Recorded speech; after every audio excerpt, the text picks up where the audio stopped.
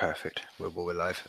And welcome to another edition of Life is People. Well, tonight's guest I've been looking forward to speaking to ever since I came across his videos on YouTube, and they've become a bit of a weekly watch for me. And it's I think it's really good. And I think, as we were just saying before we went live, I think in this world where we need people full of their heads full of ideology, so like in the very name yourself, the common sense guy. So before we sort of delve into many areas, dude, how are you doing tonight, man?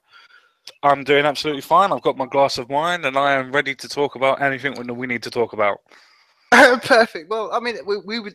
I think this start as a good sort of place where, like, I think all these conversations before we went live, we were just talking about the fact of ideologies and sometimes how they can override humanity, really. And we were just discussing, and I think this quite eruditely, you were talking about how this was kind of shown up in the Rotherham cases and the child abuse and stuff like this. This ideology goes beyond humanity, and you were talking about like it's very. You see this we were just saying with the feminist sort of rhetoric around Islam and certain things, and like we were saying, that they seem to have just just almost an ideology that actually sort of goes against what they're supposed to the base core about, which is females and girls. Well, no, you're definitely right. As we said before, it's a case of hypocrisies, because at one minute you have feminism that will defend religions like Islam, that will defend religious minorities and people of colour, as they so call them. So you've got all of those things. So if you've got a little aspect, as in the Newcastle and Rotherham situations that has happened, they look at that and go, well, do we protect the white female or do we protect the coloured men that are Muslim? And unfortunately, their brains and their ideology goes, well, no, we need to protect the minorities more because they're white on the other side.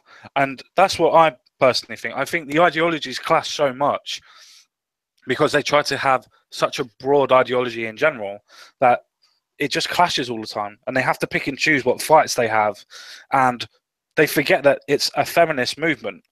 So instead of going with the fact of going, well, no, we shouldn't be protecting the people that have been raping and abusing these people, or these females, as we just obviously clarified, we should be protecting the people of colour, and they're all men. Well, doesn't that go completely against your ideology then, as the ideology of feminism? Because you're supposed to be protecting the females, because obviously of patriarchy. Well, yeah, I mean, my friend, you can take that the next step level. I've always said this is like the dissidence that goes on. It's like, well, wait a minute, you have this general, for want of a better word, and not hashtag not all, but generally the feminists generally will always stick up, like they get into the analogy you just said, but they think, right, you show me the first female mullah. You show me the first Islamic place I can go to where I'm actually being taught by a female. No, this is all by literally fascistic old men sitting in their little, their little towers, for want of a better word, spouting out some stuff that was written down 5,000 years ago, and you've got progressive feminists saying, "Oh yeah, this is marvelous, and what we need to do is stop the," and it's like, why are you protecting, men who are spouting that? Why, for instance, I was saying to you before life, where's the feminist call right now for, okay, we need female mullahs? Where's that? They went hell for leather to get female priests and bishops. Where's the feminist charge for female mullahs? Well, there's quite an easy answer on that one. They know they won't get it. They'll get laughed out. The ideologies would clash, and because Islam is helping the feminist movement go higher than what they already are, they go, well, we can't go against them because they are being a collective. And that's the way that the left in general, to make a broad brush, think. They think in the collectivism. They don't think as an individual.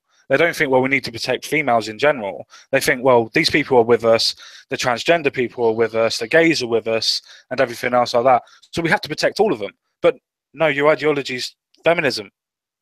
Do you not see the complete and utter hypocrisy that you're just spouting there? Yeah, but we have to protect all of these people.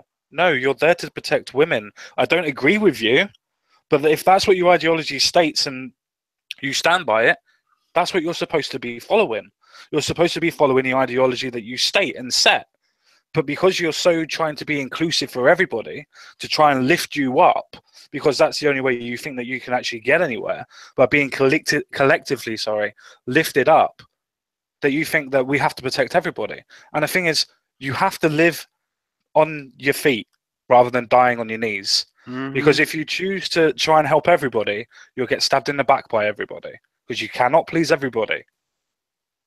Exactly, my friend. And this is one of the things that again, we were discussing before we went live, and I'm quite happy to say so. I'm old enough to live sort of to remember the 80s and stuff like that. And this is one of the things that absolutely, to this day, absolutely astounds me. And I can't, for someone who's lived through. I remember the wall falling. I remember knowing people through through dodgy letters in people in Eastern Europe. I remember, like I say, people in my circle going over to Poland to give them Bibles, and Bibles were this illegal acts. And the gene. I remember people swapping jeans for and all Coca-Cola and all, and it was kind of like this was the absolute reality.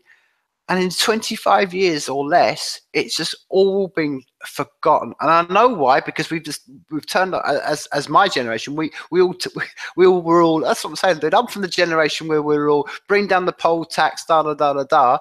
And then what happened? All they were like, yeah, we were going to change the world. And then the internet came along. We thought, okay, this is going to be great. We're going to connect with each other, person to person. Put that in hand with our mental state right now. How we can change the world. And what they all do? Turned off, voted Blair again. Sat back, sent their kids to school, and now we've got a whole generation of just kids who don't know anything about what happened in the 80s.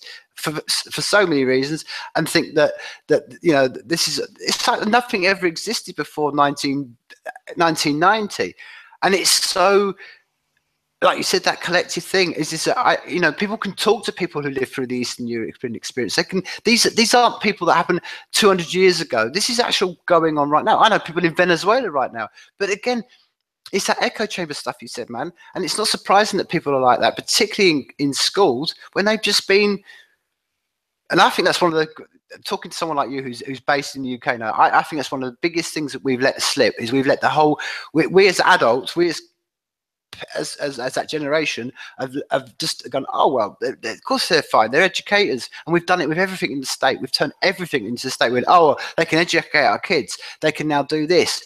And we've become the generation that laughs about oh man, all fear politics, and we've become the most fearful generation in the world. And we lock our kids in our houses. We don't let them go out. We don't let them touch the grass. And it's all symptomatic of this whole idea of, which is what I'm saying before. There's a reflection of someone of my age of how did this all happen? How did it all happen? How do we allow all this to just quietly creep in? So now we've got 23-year-old kids who don't know anything.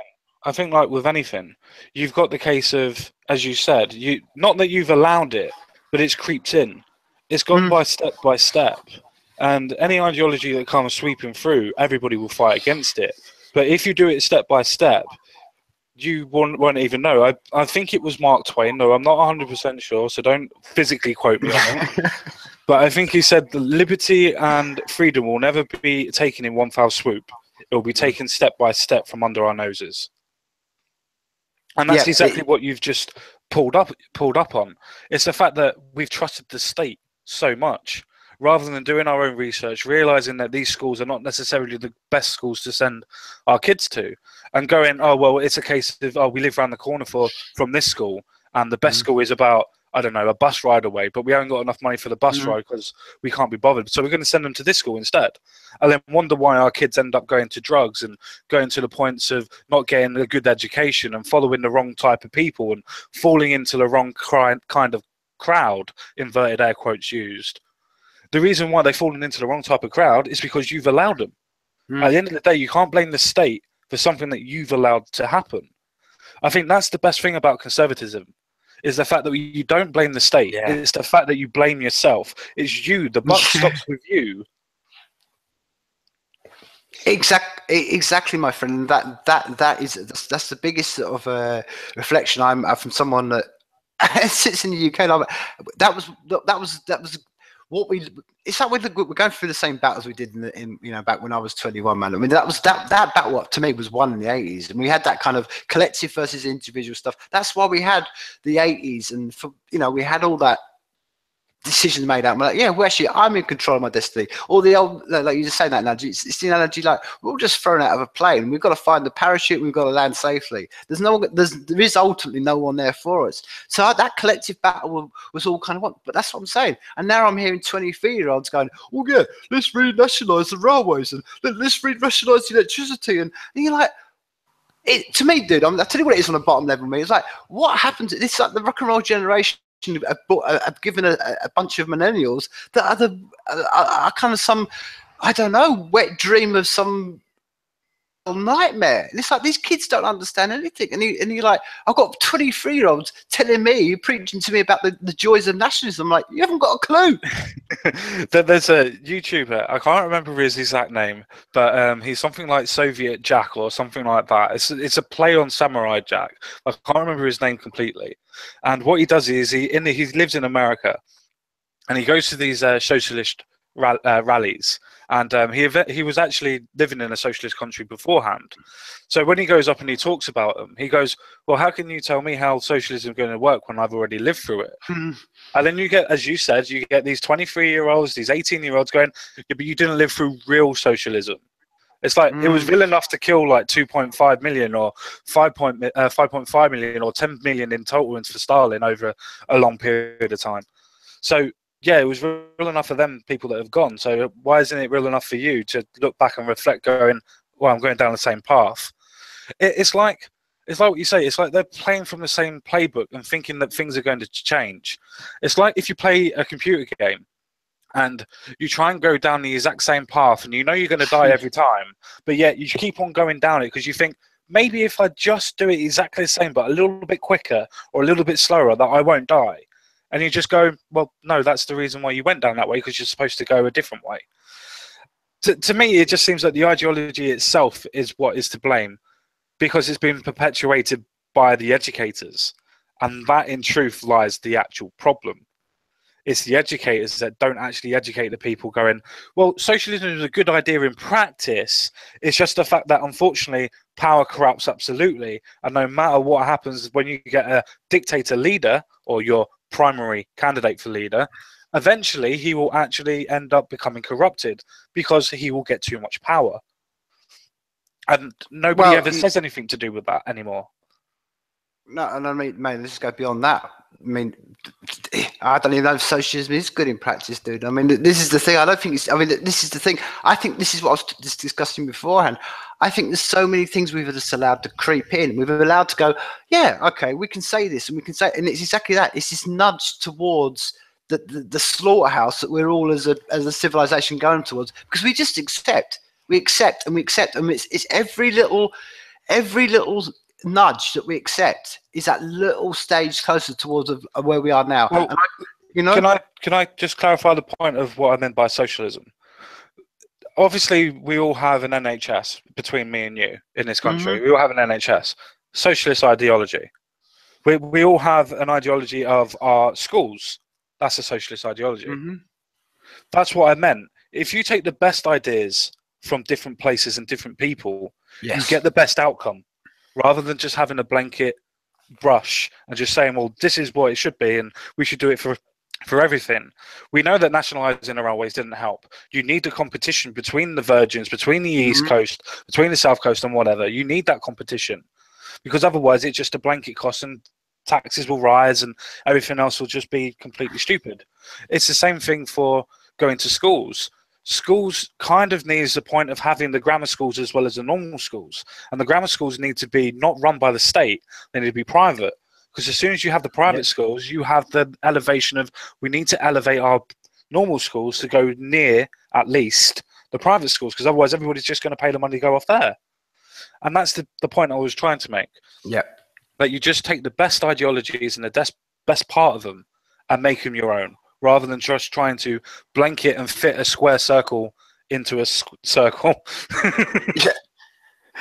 No, no, I know what you mean, because I think the point I was kind of trying to really nuance, and you hear it over and over again, and then you alluded to it earlier on, and you said people go, "Oh yes, but if we just try it this way, if we try socialism this way, if it was me in charge, the amount of times I hear people going, "Oh, it's never been done the right way," and I say to them, "Okay, so right, we'll put you in charge, then, shall we? Okay, so let's take Corbyn. So Corbyn becomes the great new Uncle Joe Stalin, or the Uncle New Joe Corbyn of our times, and I'm like, okay, what point of this ideology do you not understand? Even if you could have your little, for want of a better word, Christ figure, this guy who's going to be giving out bread and all this kind of all the crap that Joe Brand speaks, oh well man, we can, and all that rubbish. Let's say that happened.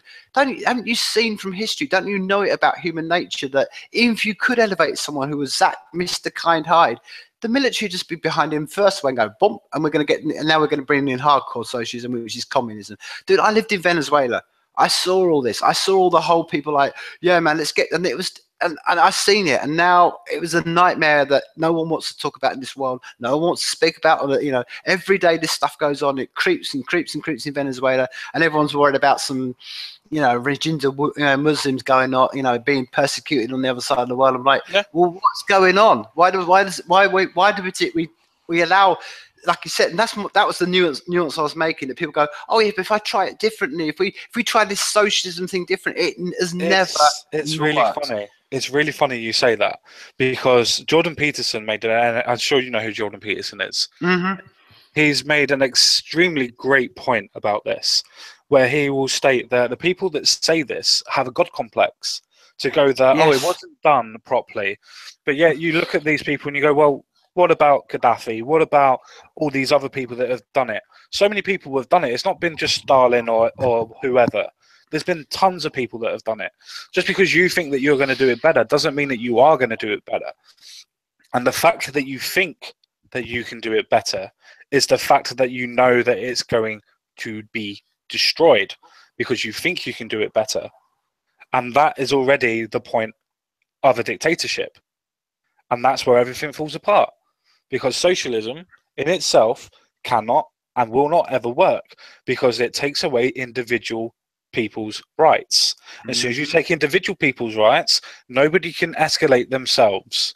And that's the backbone to any civilization, is to be able to bring yourself up from the muck, so to speak, to elevate yourself up into the spires and the ivory towers. If you can't do that, you ain't got a civilization. And with socialism, you are all the same people, you are all the same level, and you are all the same in general. You are the people, and that is it. You are not moving forward. You are not going anywhere.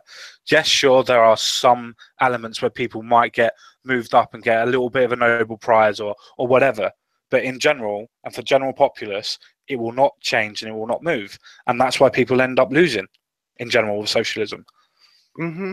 I mean, my friend, you can see this completely reflected in the UK, and it becomes an institutionalized, for want of a better word, programming in their mind. I mean, I put it this way. Yeah, I was born down south, and then I moved up north. You try going up north and standing up and saying, you tried in the 80s going up north and saying anything other than just, Mr. Scargo was the god and all that. Dude, these people are, like I said, this is the thing with socialism. It programs people into it. So that's why you've got generations after generations after generations, particularly up north, will all vote just in their hearts with like, yeah, of course I'm a bread. And they have, and these areas that I could drive you around parts of South Yorkshire that you wouldn't believe that they're in a civilized, fifth richest country in the world. They're absolutely, and they're like, and you think this has been the heart of the Democratic Republic of Socialism in South Yorkshire, for all my lifetime, and there's nothing changed. They've had all the funds, they've had the people who, John Prescott, all these people in power. Like you said, nothing gets changed. But you try going up there and telling them, you try going up there, and then it's just in programmed. It's like going to a Muslim and saying that that Allah doesn't exist. They're like, oh, it's so, and I don't know what you can do about this. And I think one of the things that like I said before we went live, I think that this is only ever accentuated by the fact that we don't see it other than people like yourselves, and there's people like Sargons and British and stuff like that who are going out and actually sort of trying to draw a line, but general culture comedy. I mean, look at this week, dude. Lee Nelson, finally goes up. Now, was that given any kind of other than he was just a funny little man and all that little funny little joke? But that's the point. The comedian world, the general TV world, just perpetuates all this over and over again. So as if you are stuck up north and you do think any way, you're like, well, my parents think this, my grandparents think this, everyone around me thinks this way, media thinks this way. Why would I? It's why he gets so many, and it's exactly what they learned with the John Major thing. Well, that's why John Major won, because it's like, oh, where do all these secret Tories come from? I'm like, they're everywhere. But it's sad we live in a country where we can't actually say it openly, because if you do, you're a bigot, you're a racist. And that to me is a really sad element of where we live in our country. No, I do agree with you. I think it's funny that you touch on the generational aspect of things, where you've just quite rightly alluded to, oh, my dad was a red, my granddad was a red, oh, his dad was a red. And it's just like, that's what socialism plays on. It plays on the fact that you're lazy and you don't want to change, and you do look at life and go, well, if my dad did this, then I'm going to do this. It's like when, for instance, when females marry, 9 times out of 10, most of them will say, or in general, will say, you marry somebody that looks like your dad. Because you look at the people that are in general in front of you and you go, oh, well, he's my biggest sole provider. He's the one that's looking after me. I'm going to look after him. And the person who looked after him was the state. And it wasn't him in general. I don't mean that for people that are hardworking, but just as a blanket statement. But generally, the state is the one that's looking after him. And I don't mean necessarily by the dole or things like that. I mean by the fact that he's nationalised the railways, the fact that the electrics were all nationalised, the fact that you had a 3-day working week back in, obviously, the 80s and everything else like that. The fact that people wouldn't even come across to pick up your bins, things like that. And yet people are still going across saying, oh, well, yeah, but it's happening again. It's happening again because Labour, unfortunately, took so much money out of the economy and still left us in a deficit. And then you get people like Jeremy Corbyn coming back going, oh, what we should do then is spend more money and borrow harder. It's like, let's put this in perspective. If you were running your own household and you've got 0 pence in your bank account and you want to buy a car, are you going to buy that car, or are you going to wait until you get paid again? You're going to wait until you bloody get paid again. Yeah. You're not going to go out and buy the car knowing you've got to pay 16 grand back, thinking I ain't even got a penny to pay anything off yet. And that's the way that the country should be run. Just because you think, oh, the country's got all this AAA credit, well, AA credit now. You think that the country's got so much credit that we should use it to make the country better. No, it's what you would do if you were at home. If you haven't got the money, you tighten the purse strings. You make sure that everybody that you know's got money. And that's another thing. Letting people come in that are the size of Birmingham, coming into our countries. And I'm not saying that I'm against that, because I'm not. But at this point in time, you've got to look at it. Every year there is people that come in the size of Birmingham that are coming in and taking over in different areas, which in general, I don't have a problem with. But let me get to the actual crux of my argument, where you've got the fact that they've come over, they're now in the country. What are they going to be doing? Are they going to be using the services that we already have and provide for them, i.e. the benefit system, i.e. the NHS? That means your doctors, the reason why you can't get 4 hours to wait before you get a doctor nowadays. The fact that you've got to wait 5 to 6 hours before you get seen in A&E. It's not a coincidence that these things are happening, and they're happening together. It's a correlation. Yes, I understand that, and there's no actual clinical binding evidence for it. But you have to look at the correlation and go, well, there is some sort of evidence there that goes, it's affecting something or other. Now, that's not to say that I don't want people coming in, because I do, but you have to have it controlled. And that's the reason why lots of people were voted for Brexit and things like that. The fact that the left will classify it as, oh, it's nationalism. No, it's conservatism. It's the fact that you have to live within your means. It's not the fact that we have to look after everybody else. Because guess what? Charity begins at home. Yep. And do you know what the other thing is about? You touched there upon Brexit, man. And this is goes back to what I was just saying. You get to this dissident point because you have people go, we know, dude. You know what it's like live over here. You know, the minute you say you're everything. If you weren't voting for the Remain, you were, we were all racists. Blah blah blah blah blah blah blah blah. And it was a dissonance. I mean, do you know what I mean? I'm a perfect example. I remember switching on the BBC just after and you had people talking about like.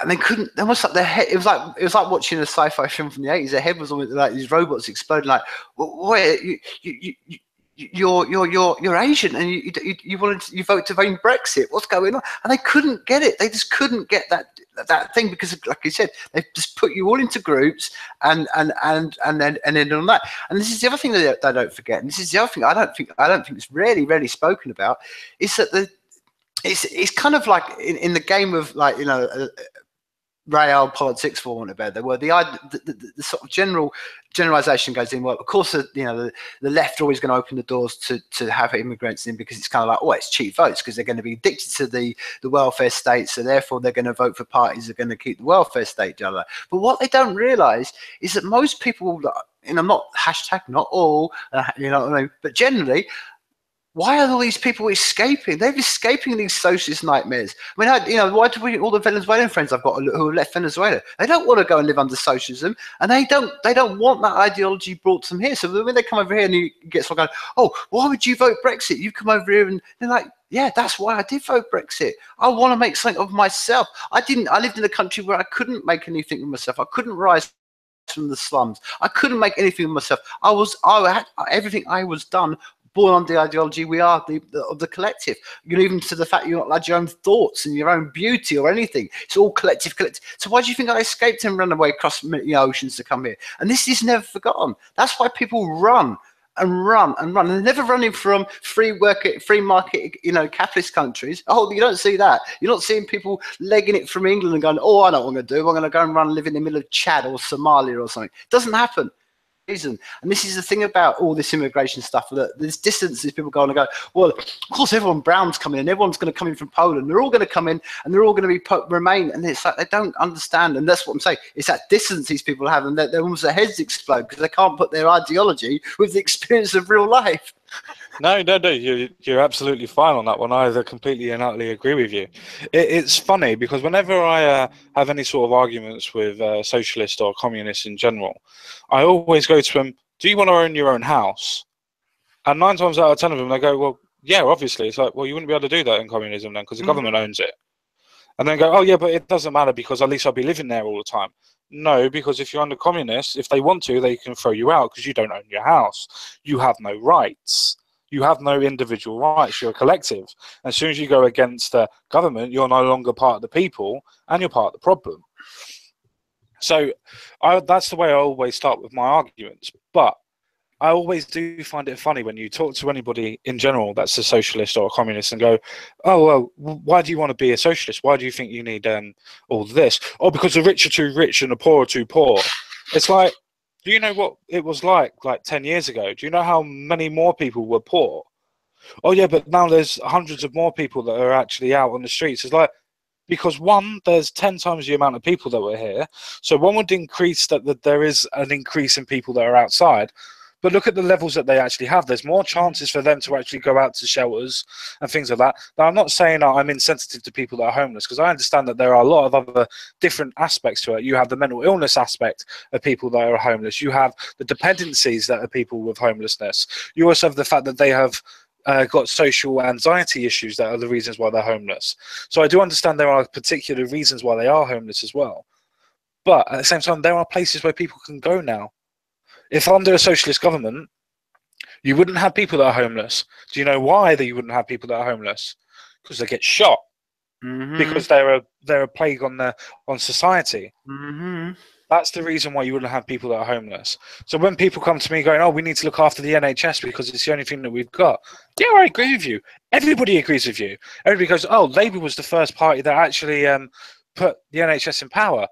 Yeah, did you realise that as soon as it was put into power, when the Conservatives took over the next year, they pumped in so much money to make sure that they were keeping it going because they saw the benefits for it. So, yes, there are positives to socialism in general, as we've touched on before already in this program.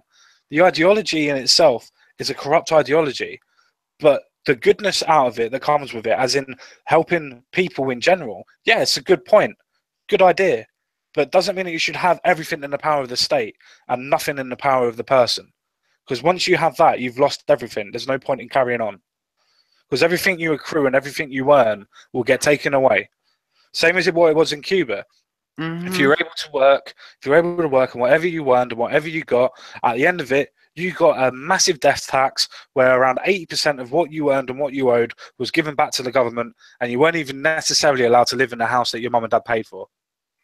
Yeah, dude. As I said before, man, and I mean, this is one of the conversations we're kind of alluding around. But as I say, I lived in Venezuela in 1999 to 2001, man, and that was the whole point of the beginning of this Chavista thing. And even then, this is the whole beginning of it all, man. All happened, and it happens every single time. And I love to meet any human that's going to tell me this doesn't happen, because I've seen it. Human beings are innately happen. You give people a suit and a power behind them, or that their ability, and then, like when I was in Venezuela, they were just marching into people's houses, and I know that's that. This is this, and it's like, who do you think you are?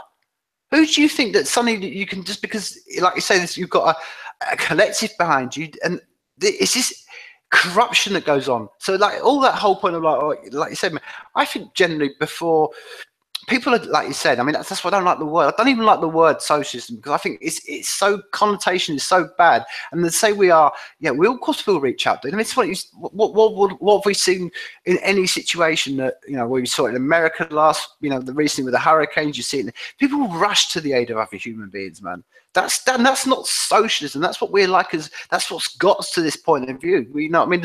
You can argue it's actually a very individualistic act to be altruistic towards someone else. You actually get a lot of feedback yourself, and I think focusing on that rather than this whole idea of like, well, but because this is what I'm trying to say, dude. I talk to people over and over again, and they think that pre the Labour Party coming in, that we lived in some sort of either some paradise in the 70s or some hellhole in the 80s. I'm like, well, you've got this completely mixed up, because it was.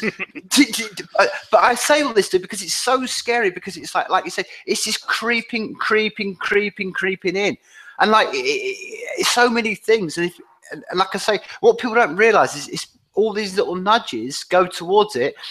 And I've often said this, like mention the argument that's given, like maybe when I was 21, I thought, okay, well, maybe the nightmare scenario is going to be, because I was always a big Orwell fan, thinking, okay, well, the Big Brother's going to come in, it's going to be the government that are going to bring it. What's happened? People are brought in. We've just allowed ourselves to do it. We've allowed ourselves to have this and this, and we bent, and it's always been given like, oh, well, for our better nature, because it's for better, because we want to help each other. And that excuse is always given. And I think to separate the actual, what we're like as human beings from any particular word, and so actually maybe the word socialism describes, or us being social beings, isn't, because that's what I'm saying, dude. And the reason I say this, I mean, I'm so nuanced this, because to say we're, like you say, you know what it's like, man. These people will, this mindset collective idea will jump on any word and say, see, we all agree on the word social, we're social animals, see? So, and then they will build from that. That's why language is so important, as Orwell talked about.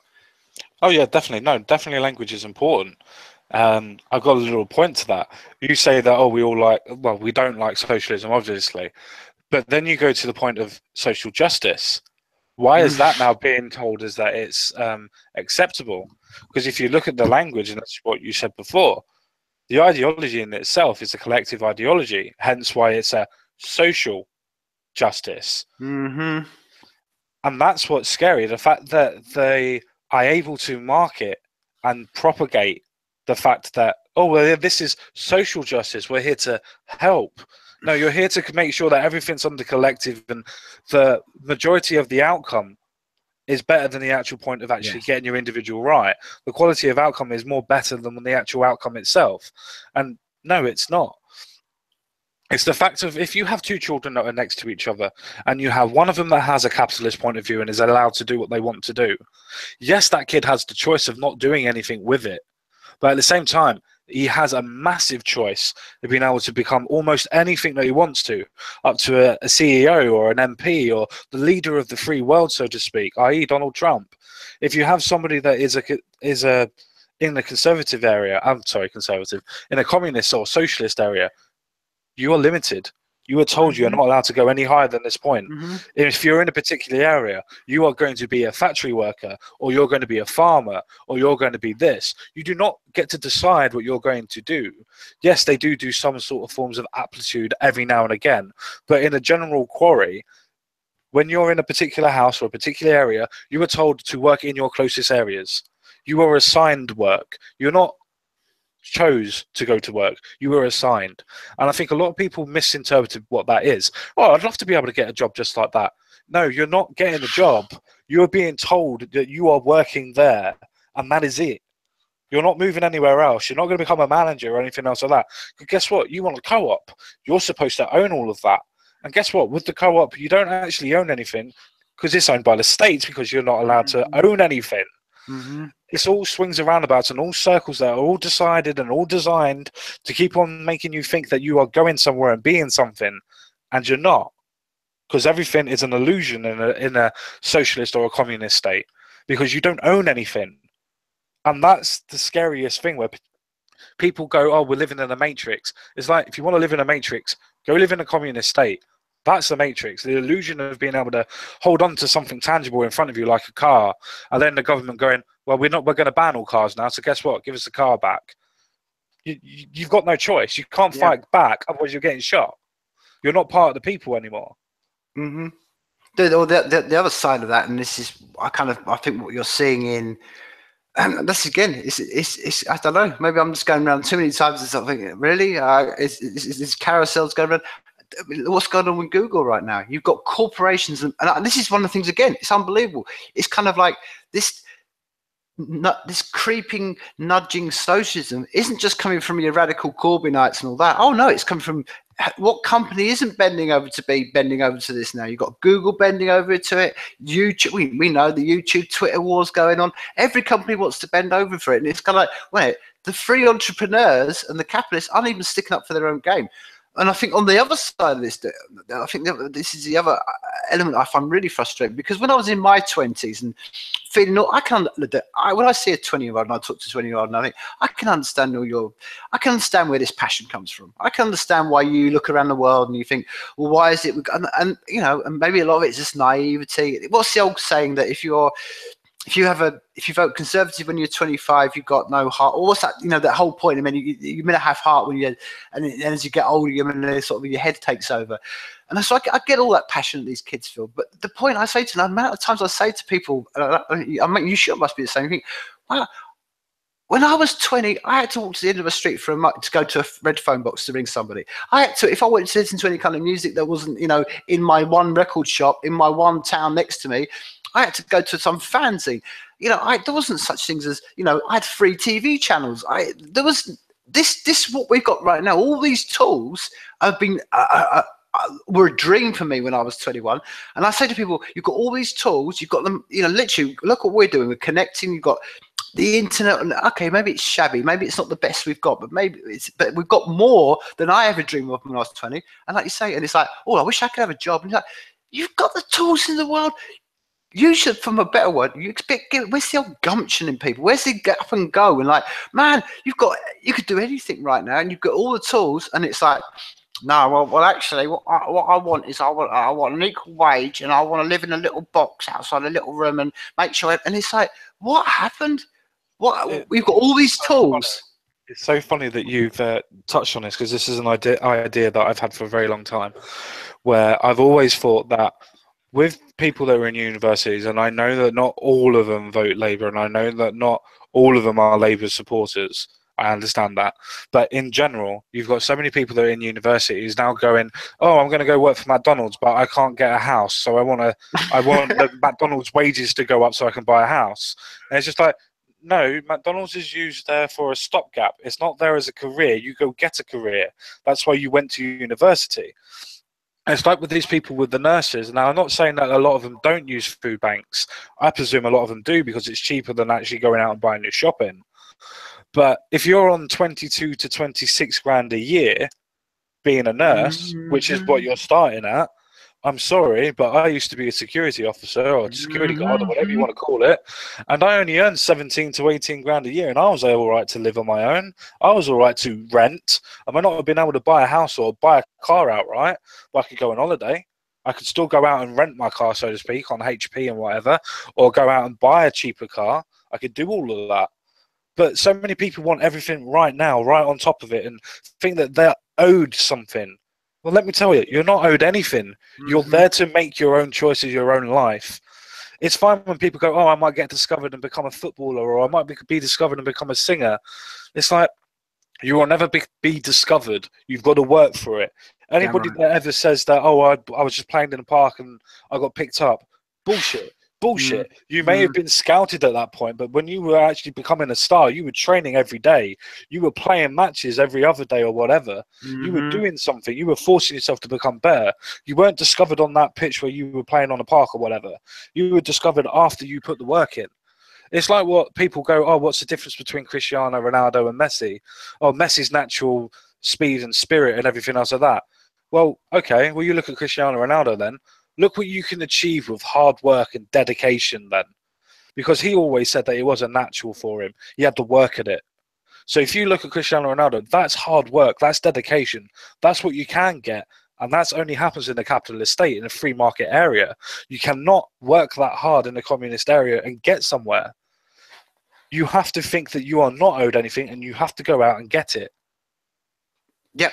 I mean, it's ironic, man. You bring up the Messi one, but I mean, again, I got some experience. I lived down in Argentina, man. And even the Messi one, he wasn't just plucked from the gods and the Greece. And they went, oh look, we're going to divine this generation, this player, and you are Lionel Messi, the one. No, dude, he grew up in the streets and knocking around and fighting with bigger lads. And man, that's the whole point.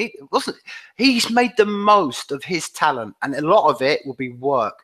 And this is one of the things. I've only really read football because it's one of the. I'm not going to touch him a bit. It's almost even this mentality can even ruin that, because in Brazil and particularly, they had particularly for years and years and years. It was obviously all their players were, again, street football, going out in the backyards and the favelas and stuff. And this is all like, again, we're back at the socialism idea and the Olympics and all that. Like, oh, let's put these nice 3D pictures everywhere. So they went around and put 3D pictures everywhere. And what happens? You've got now Brazilian, again, now the Brazilian teams is full of these, for want of a better word, white middle-class kids who have just been brought up in this spoiled environment, and Brazilians are going, oh man, we've just become just a European team. We need to get back to that street fighting stuff and that meritocracy of fighting your way up as a little kid against bigger kids and all that kind of stuff. It's inherent in us, dude. This is the thing. We're not inherently socialist. We're not inherently collective. We're inherently, and I can prove that factually, objectively, I was born alone, I'm going to die alone. That's it. So, and the rest of it, I think a lot of people understand. And like I say, it's all these. It's the people not standing up and telling the truth that why all this is allowed to happen. That's like you say. It's the idea that we're like, you hear some, oh, Messi was some gift from on high, Ronaldo was some gift, Taylor Swift, and that obviously they're going to. This is a propaganda that's fed to us. Oh yeah, these people are just, because of how they look, and it's like you say. And that's one of the worst things about the culture we live in. They've just propagated this whole idea that there's no hard work involved in anything, and that if you're lucky, you'll be. Look. I'm a musician. I mean, look at the idea of me from the music point of view. What way you to get to anything is you have your moment. If you're plucked up by a talent show, or if you look pretty, or you can, what I mean, and all the essences of what it's all about have all been taken away. And then I completely agree. It's like you're saying about doing this music thing and everything else like that. I don't mean it to be degrading as it sounded on that. I just realised how I said it. But as you say, you've got your talent and everything else like that. How can people like Kim Kardashians and keeping up with the Kardashians, how can you say that's talent? You've got people that are idealising people that are very low intelligence, and I'm not trying to pick on anybody. You've got people that are very, very low intelligence that are completely always on their phone. You look at the family that they have and you think, oh, yeah, that's a family I would love to have. What, you mean some people that hardly ever talk to each other, that want to basically push each other out of the way so they can get the limelight, and always against each other, and then they come together at the end? Yeah, I'd love a family like that. I prefer it the way that my family is, where we bicker and we argue and we scour our points, and then at the end of the day we sit down and we have a lovely dinner together, and we sit down and we watch the telly together. That's the type of family that I want, where we can talk our minds, make sure that we're all happy and everything else like that, have a good dinner, sit down and watch the telly. That's the family I want. I don't want people going around trying to take limelight for me and things like that, or me trying to take limelight from my dad because, say, for instance, he's done something and I go onto the stage and I start screaming and shouting because I want the cameras on me. But that's what's perpetuated nowadays. It's the fact that if you start being outrageous, then you're going to be accepted by social people. It's like, no, people rather watch you because they're intrigued by your idioticness, or they're just watching you because they have nothing else better to do in their lives.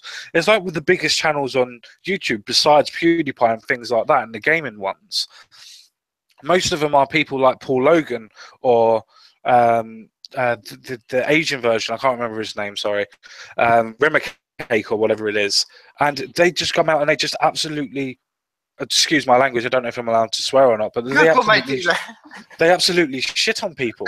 They literally shit on people, and people are giving them like 13 million views per video, and you're just sitting there going, how can society sit there and watch people that are literally shitting on people and think that that's entertainment?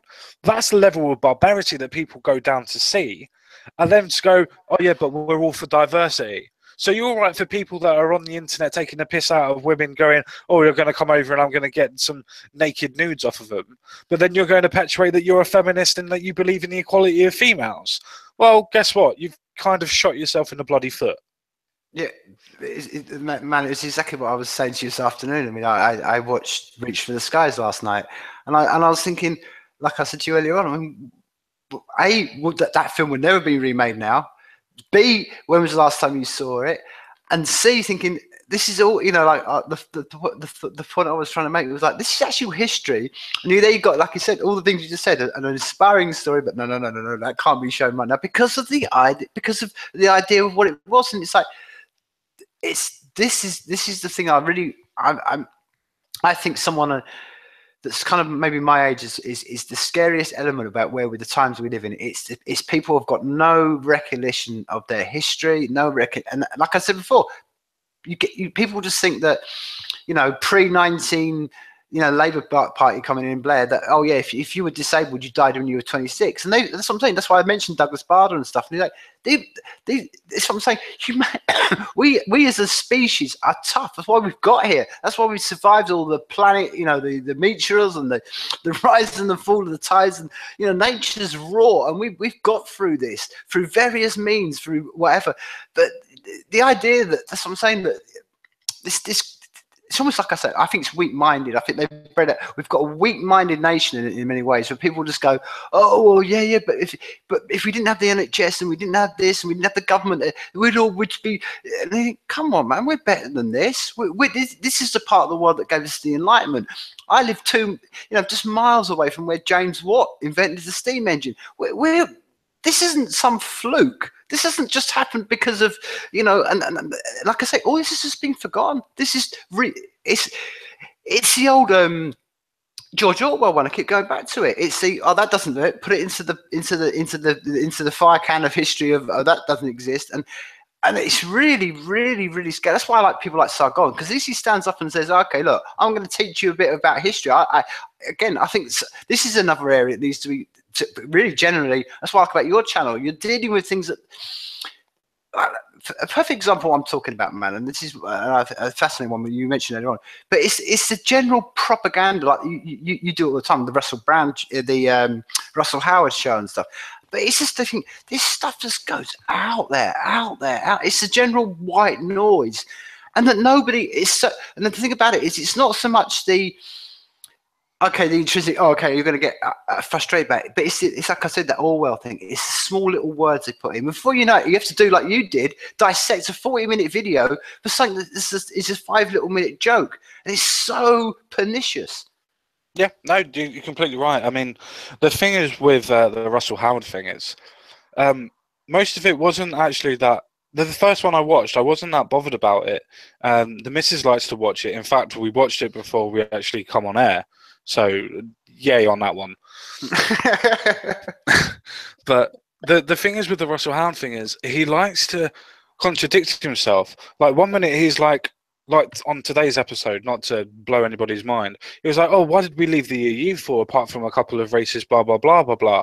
And then in the next breath, he's like, well, why can't we give all this free food away that we can't use, all just because it's ugly? Oh, well, do you know the reason why for that, Russell Howard? Do you know the reason why for that? Because of EU policy. We're not allowed to sell it anymore because it doesn't fit the EU standards. And that's the stupidity and the hypocrisy of people like that. I understand he's a comedian, but at the end of the day, his show, when you look at it on an actual subtitle, states that it's factual. Yeah, exactly. It's a factual show, and it's not. It's a comedic show. Yes, he puts facts in, but he skewers them. Now, I understand that's for entertainment effect, so I'm not bothered about that.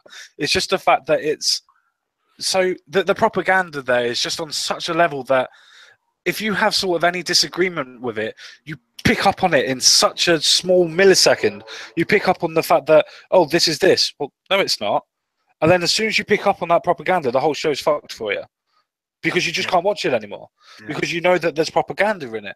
And so many shows are just like that nowadays, where they've got this element of, we must be political. What happened to ever, as you said before, the Monty Pythons, where they would take the mickey out of everything?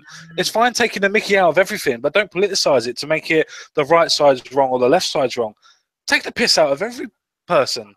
Just take the mickey out of everybody. That's what comedy's supposed to be for. Not for attacking people and going, oh, it's satire.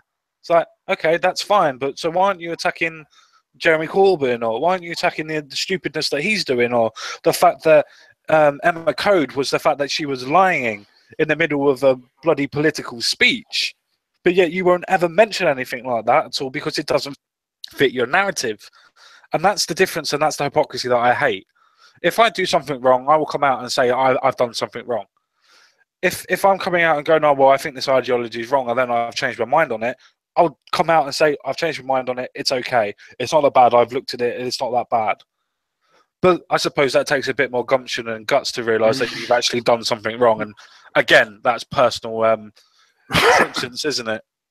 Exactly. But I think that you're absolutely right. And I think it was the title of your video, that video you put out, with your stream you put out, was really good, because it is propaganda.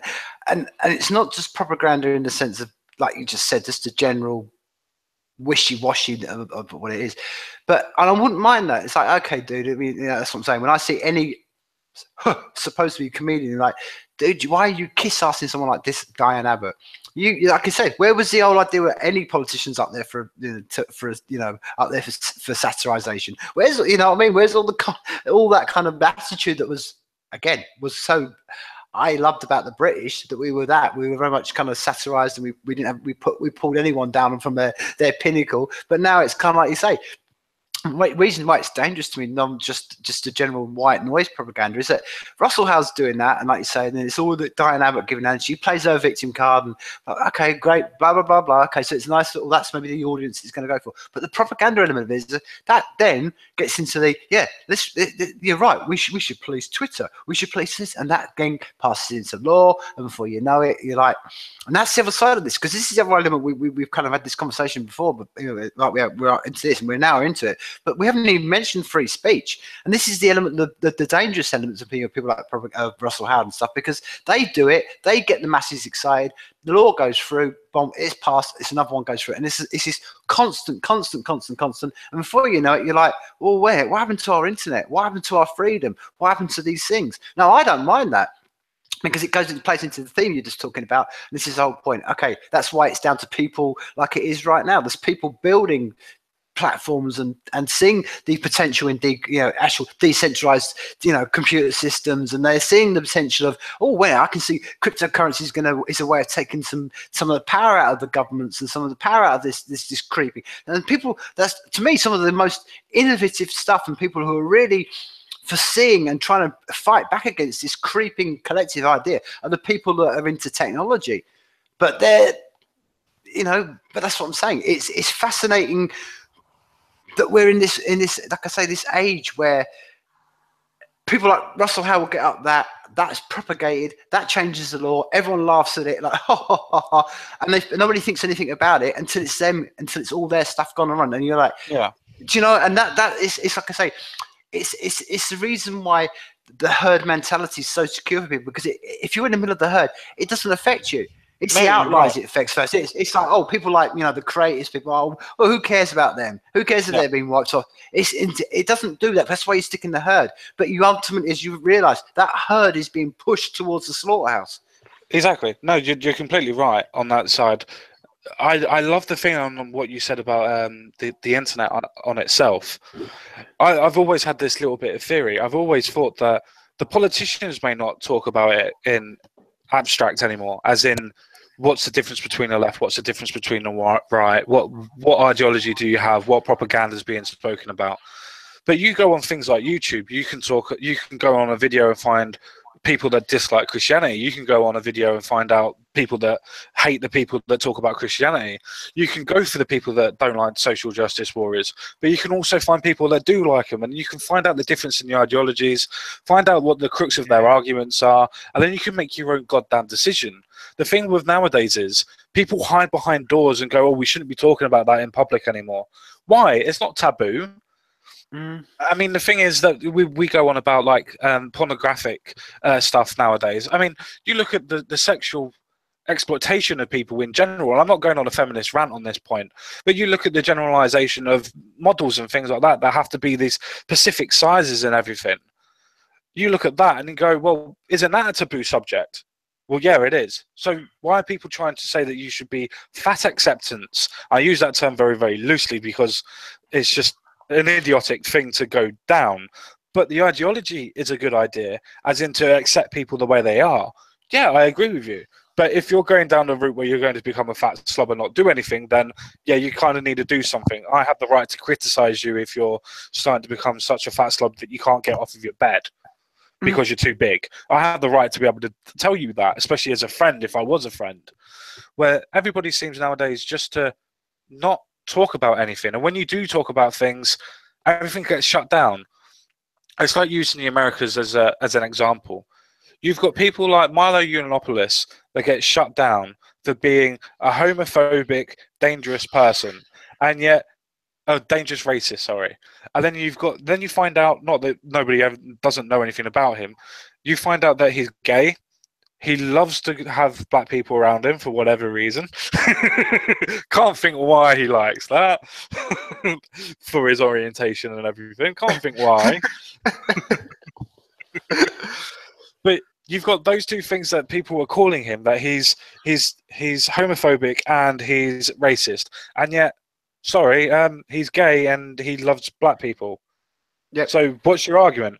Well, we don't care. He's going to destroy everybody. What you mean? Because he has some conservative ideas and thinks that you should take control of your borders and look after yourself and stop being idiots and thinking that the state's going to provide everything for you. Oh, yeah, sorry. No, that's right.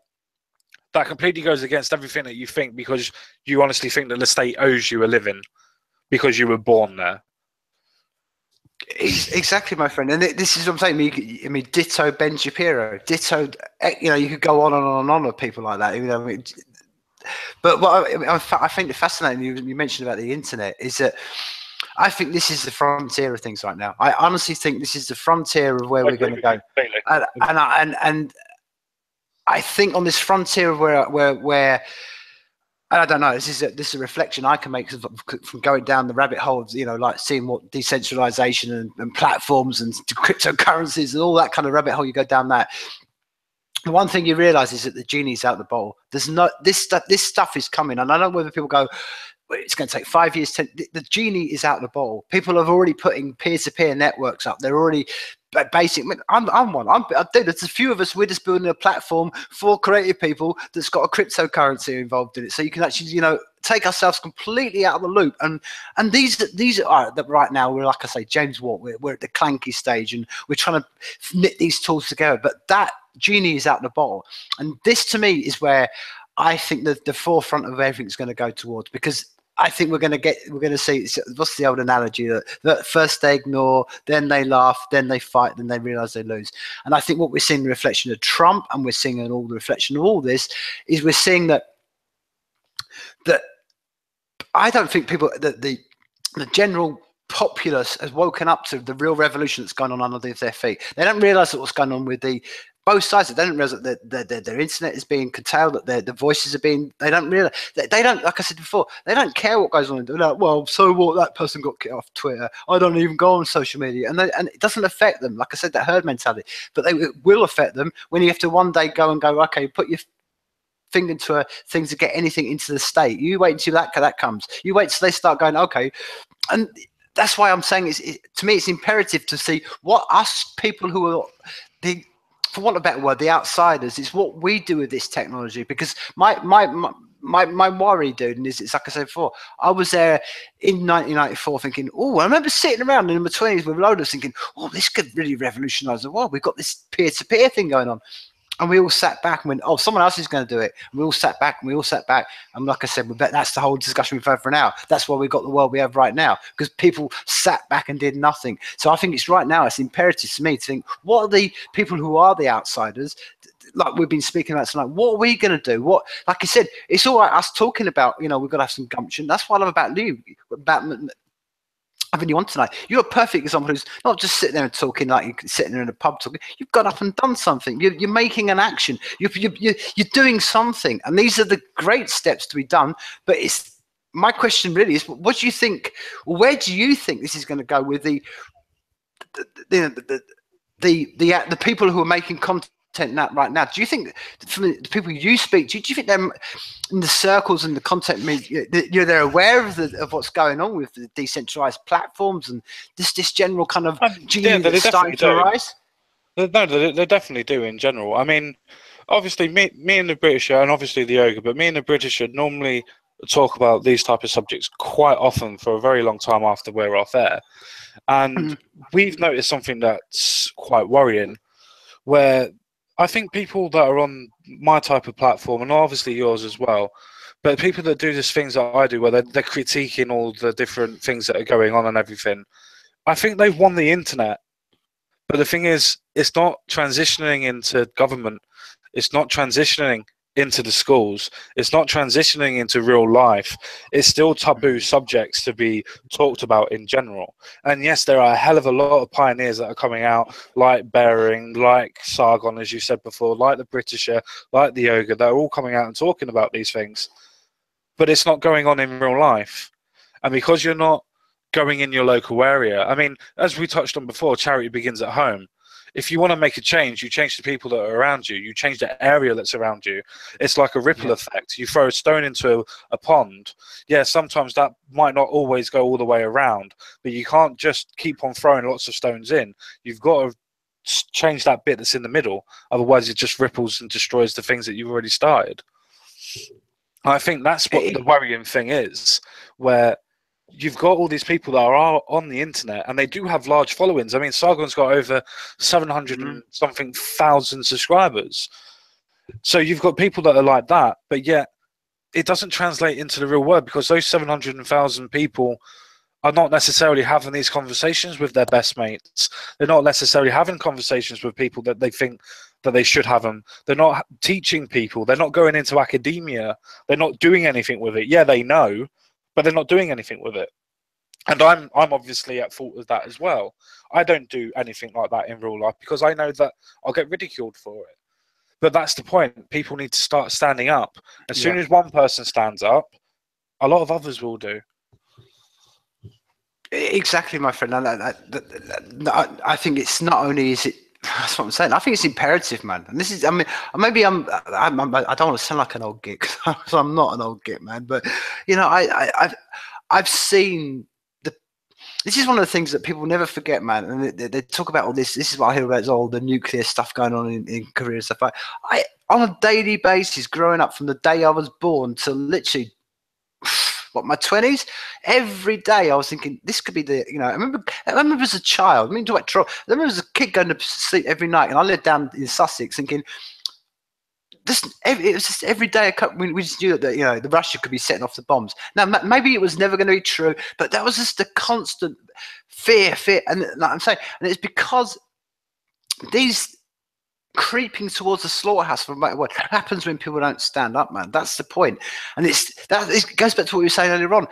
Why are we allowed to be living in a country where you can't stand up in maybe Sheffield or even where you are and say, oh, actually I'm doing all this? Why are we? It's a mental one, dude. That's the thing. We've become kind of like ashamed to stand up for freedom and to stand up for things that ultimately, everyone, this is the whole point of it. This is the bottom line irony. The most, whatever they're going to be saying, whoever they are on Twitter or or anything else. They're all sitting there in comfortable houses on their mobile phone. It's like you said, someone in our country can complain when they're on a food bank and they've got 22 grand in their country. Like, well, come on, man. You don't realize why was all this brought to you? This is one of the things that, man, I don't know. Maybe that's what I'm saying. Maybe one of the reflections, I think, maybe as we walk towards more of a virtual world, I'm hoping that that someone's going to build a virtual world and it's going to be like 1970s Britain. And let them have an experience of a weekend. Not you can go in there for an hour and play it. No, you've got to sit there and experience this virtual world of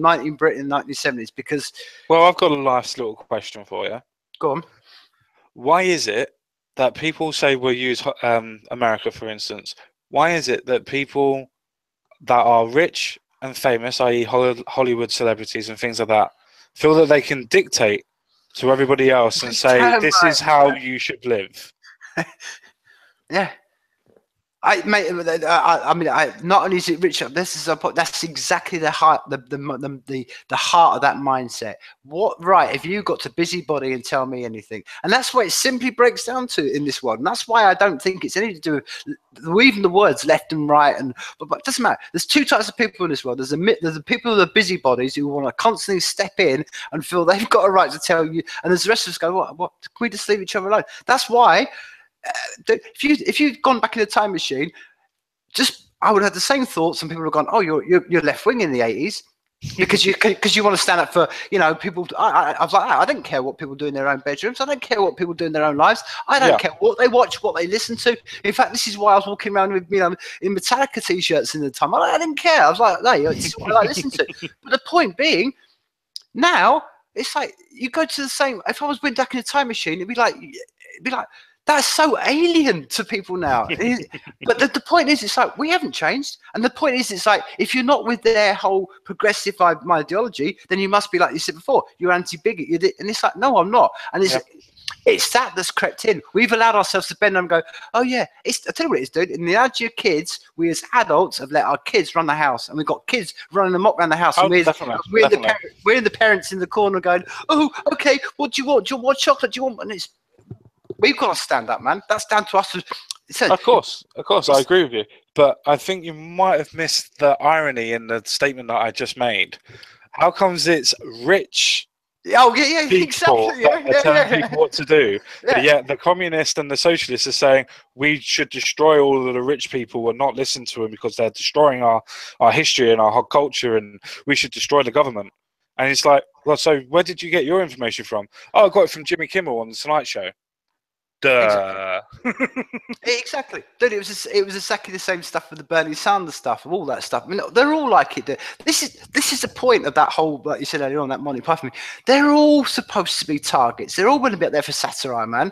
But the point is that it's the same thing. It's that blindness of maybe something. And again, it goes back to because they haven't been taught in their classrooms, because the teachers don't want to teach them it, because they're trying to keep their jobs alive and everything else. But and then we get this Jeremy Corbyn idea. It's just this whole idea of like, oh, he's one of the people. I'm like, oh, come on.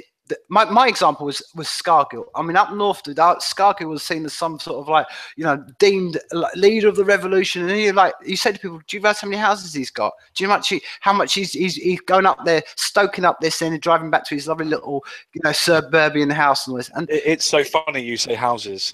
It's like, before I go any further, I would like to say that obviously when I talk about the Glenflower Tower incident, I'd like to pay my respects. But that being said, when Jeremy Corbyn come across and said that we should acquire all of these houses and things like that, and we should change the law and make sure that people can't do this, do you honestly feel that he would have stopped at just the rich? Do you not think that law would have been passed for everybody? Do you not understand the fact that if he says it for one person, it's going to affect everybody else? Oh, no, it's just for the rich. How can you make a law that's just for the rich? You're going against every principle that you've just said. You're then discriminating against people that are more affluent than you. I thought you were against discrimination by minority. Or did I miss that point? Yeah, well, exactly, dude. This is when you get into all that. This is what I mean. This is why we shouldn't be afraid to stand up, because they're everything. So much of what they talk about, well, obviously, to me, all of it's illogical. See that you can just wrap them up in it's easy. It is the old, mate, for want of a better word, it is the old Neo in the Matrix. Once you've taken that pill, it's like, this is so easy. It's like bouncing off, but it's like, yeah, come on, man. Come to an argument. It's why I love Ben Shapiro. I love when he does all these, like, I was watching the stuff last week with, Berkeley.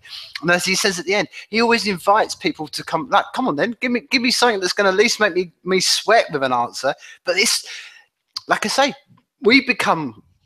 it's not like the logic has disappeared, not like anything's, that's what I'm saying. It wasn't like there was a golden period of socialism, then it all went wrong, and then no, it's always been a failed mentality. And you're always going to be on the right side of things to stay out and say, I was for freedom. No, that's the point. You're completely right. It's like you're always going to be on the right side of history. Yeah. Well, the history is always told by the winners anyway. That's why it's his story. But that's something completely different. You can go and say... Exactly. you can quite easily say to any socialist, point to a socialist country that's completely socialist that works. Mm. And they'll go, well, no country has become completely socialist. Okay. Well, as you quite rightly just said, obviously, throughout this whole program, well, I thought that Jeremy Corbyn held Venezuela up as a shining beacon of what socialism was supposed to be and what it could achieve, and the fact that if you do nationalise everything, this is the beacon that we should strive to be. Well, that burning pile of dog turd didn't last long, did it? No. No, I mean, it's the mindset. I mean, this morning I was listening to them. Obviously, we were at the Tory party conference this week and stuff like that. And obviously, I was listening to Radio 4 this morning. They were talking about the housing situation. I don't know. I came into it halfway through, so I don't know exactly what this person was representing. But they were obviously talking. It was from a general sort of left point of view and sort of saying, "Oh, we it's all well and good the Tories announcing this, but what we need is more, social." And I thought it's unbelievable that we've got the Tories sticking up for council housing. I thought, well, this is unbelievable. I was like, well, my granddad will be literally turning in his grave, because he fought to have his council house for himself, and he didn't like the idea. Anyway, again, 80s, we're going through all that again. But it wasn't bad enough that she'd given X amount of percentage of whatever it was going to be to build X amount of houses. It was a mindset of that, and it's just it's funny. They say it in open public, and people just don't know. Am I the only one? Am I the only one? But they were talking about like, oh yeah, yes. Well, what we need to do is have more density, housing where people don't have any gardens, and like, so you basically just want to bring back communist Europe. Then do you just want to bring back the communist Russia?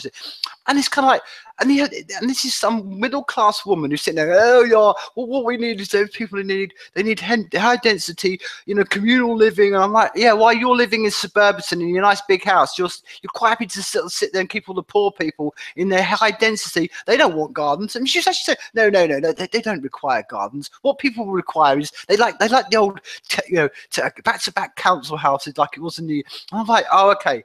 Says someone who's probably only ever seen one on your little, when you were at university up north, while you were living in some, lovely big apartment in the city centre, and going, oh yes, oh no, the working class. Oh yes, they love it in those terrace houses.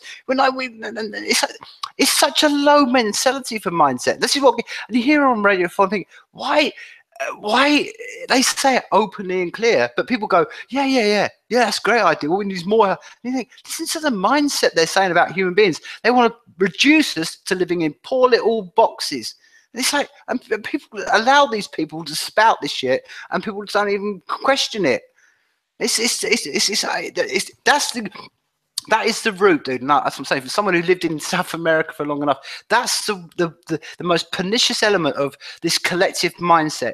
Is it pulls everything down to the lowest level, including the minds of the individual, where they just don't think they're better or anything, and they just don't think they're worth anything, and it becomes almost, like I said before, an institutionalized, like Shawshank Redemption thing, where they're like, shake yourself out. But they've had years and years of programming of just, oh yeah, well, we all live in little boxes, and to get above that is rising above my station. If I do that, then I'm just being selfish, and if I'm selfish, and it's programming, it's so pernicious. Well, I'm not 100% sure on that one. I mean, for some of the university students that I've talked to, and the different people that are in a different generation, I suppose. Of course. They normally are saying that they still want the capitalist ideologies and ideals in general. They just feel that socialism should take more of a step to nationalise more things. Now, obviously, I'm with you in most of the aspects of the railway shouldn't be nationalised and things like that.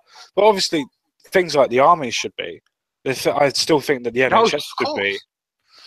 And a couple of other things like that. But I do find it quite worrying where you've got the ideologies of people that are in universities where they go, oh yeah, but I want this and I want this. It's like, so why are you voting Corbyn then?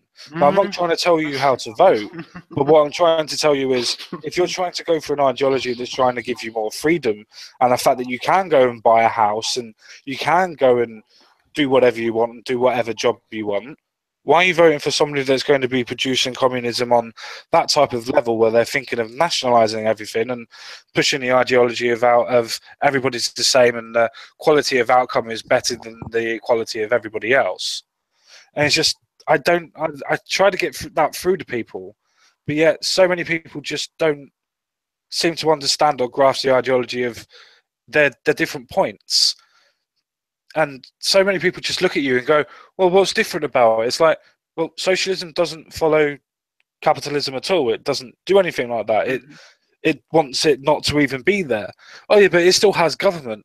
Yeah, but it has a really massive government where it controls every aspect of your life to the point of where you're working, how you're working, what times you're working, completely and utterly everything. Oh, yeah, but that's not too bad. It's like, but you can't own anything. You can't own your own house. You can't own this. You can't own that. You've got to go into different areas to be able to get this, to be able to get food. You've got to wait in line for this. You get your stamps and whatever. Because in a communist state, if you're not going to be trading in economics, you're going to be trading in what they would do in Russia, where they're giving you the stamps and everything. Yep.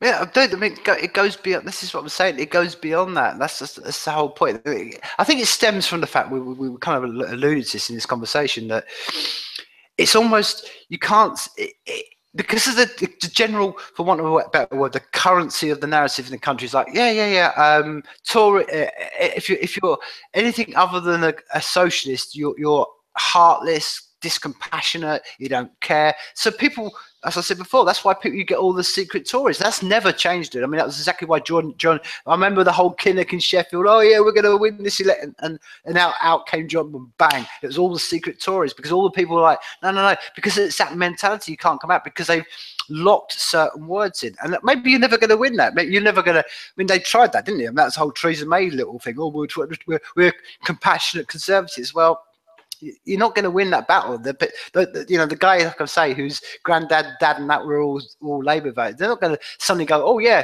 I'm now conservative because they put the word compassion in. It's as bad as people putting the word social in front of justice and making out a new thing. It doesn't matter. The real compassion is the element of it. Of like you just said. But this is the point. It's like everything I say, my friend. The battle gets lost in those words, but on the other hand, like you said about all the university students and people like this, I'm saying we live in a time where we could build any talk. This is what I feel like saying to you. Amount of times I've talked with people who are millennials and Corbynites and say, well, wait a minute, so basically you want a system where you can have complete means to control of the means of production. Yeah, is that kind of general what your communist little things about? I said, well, okay, there's the internet.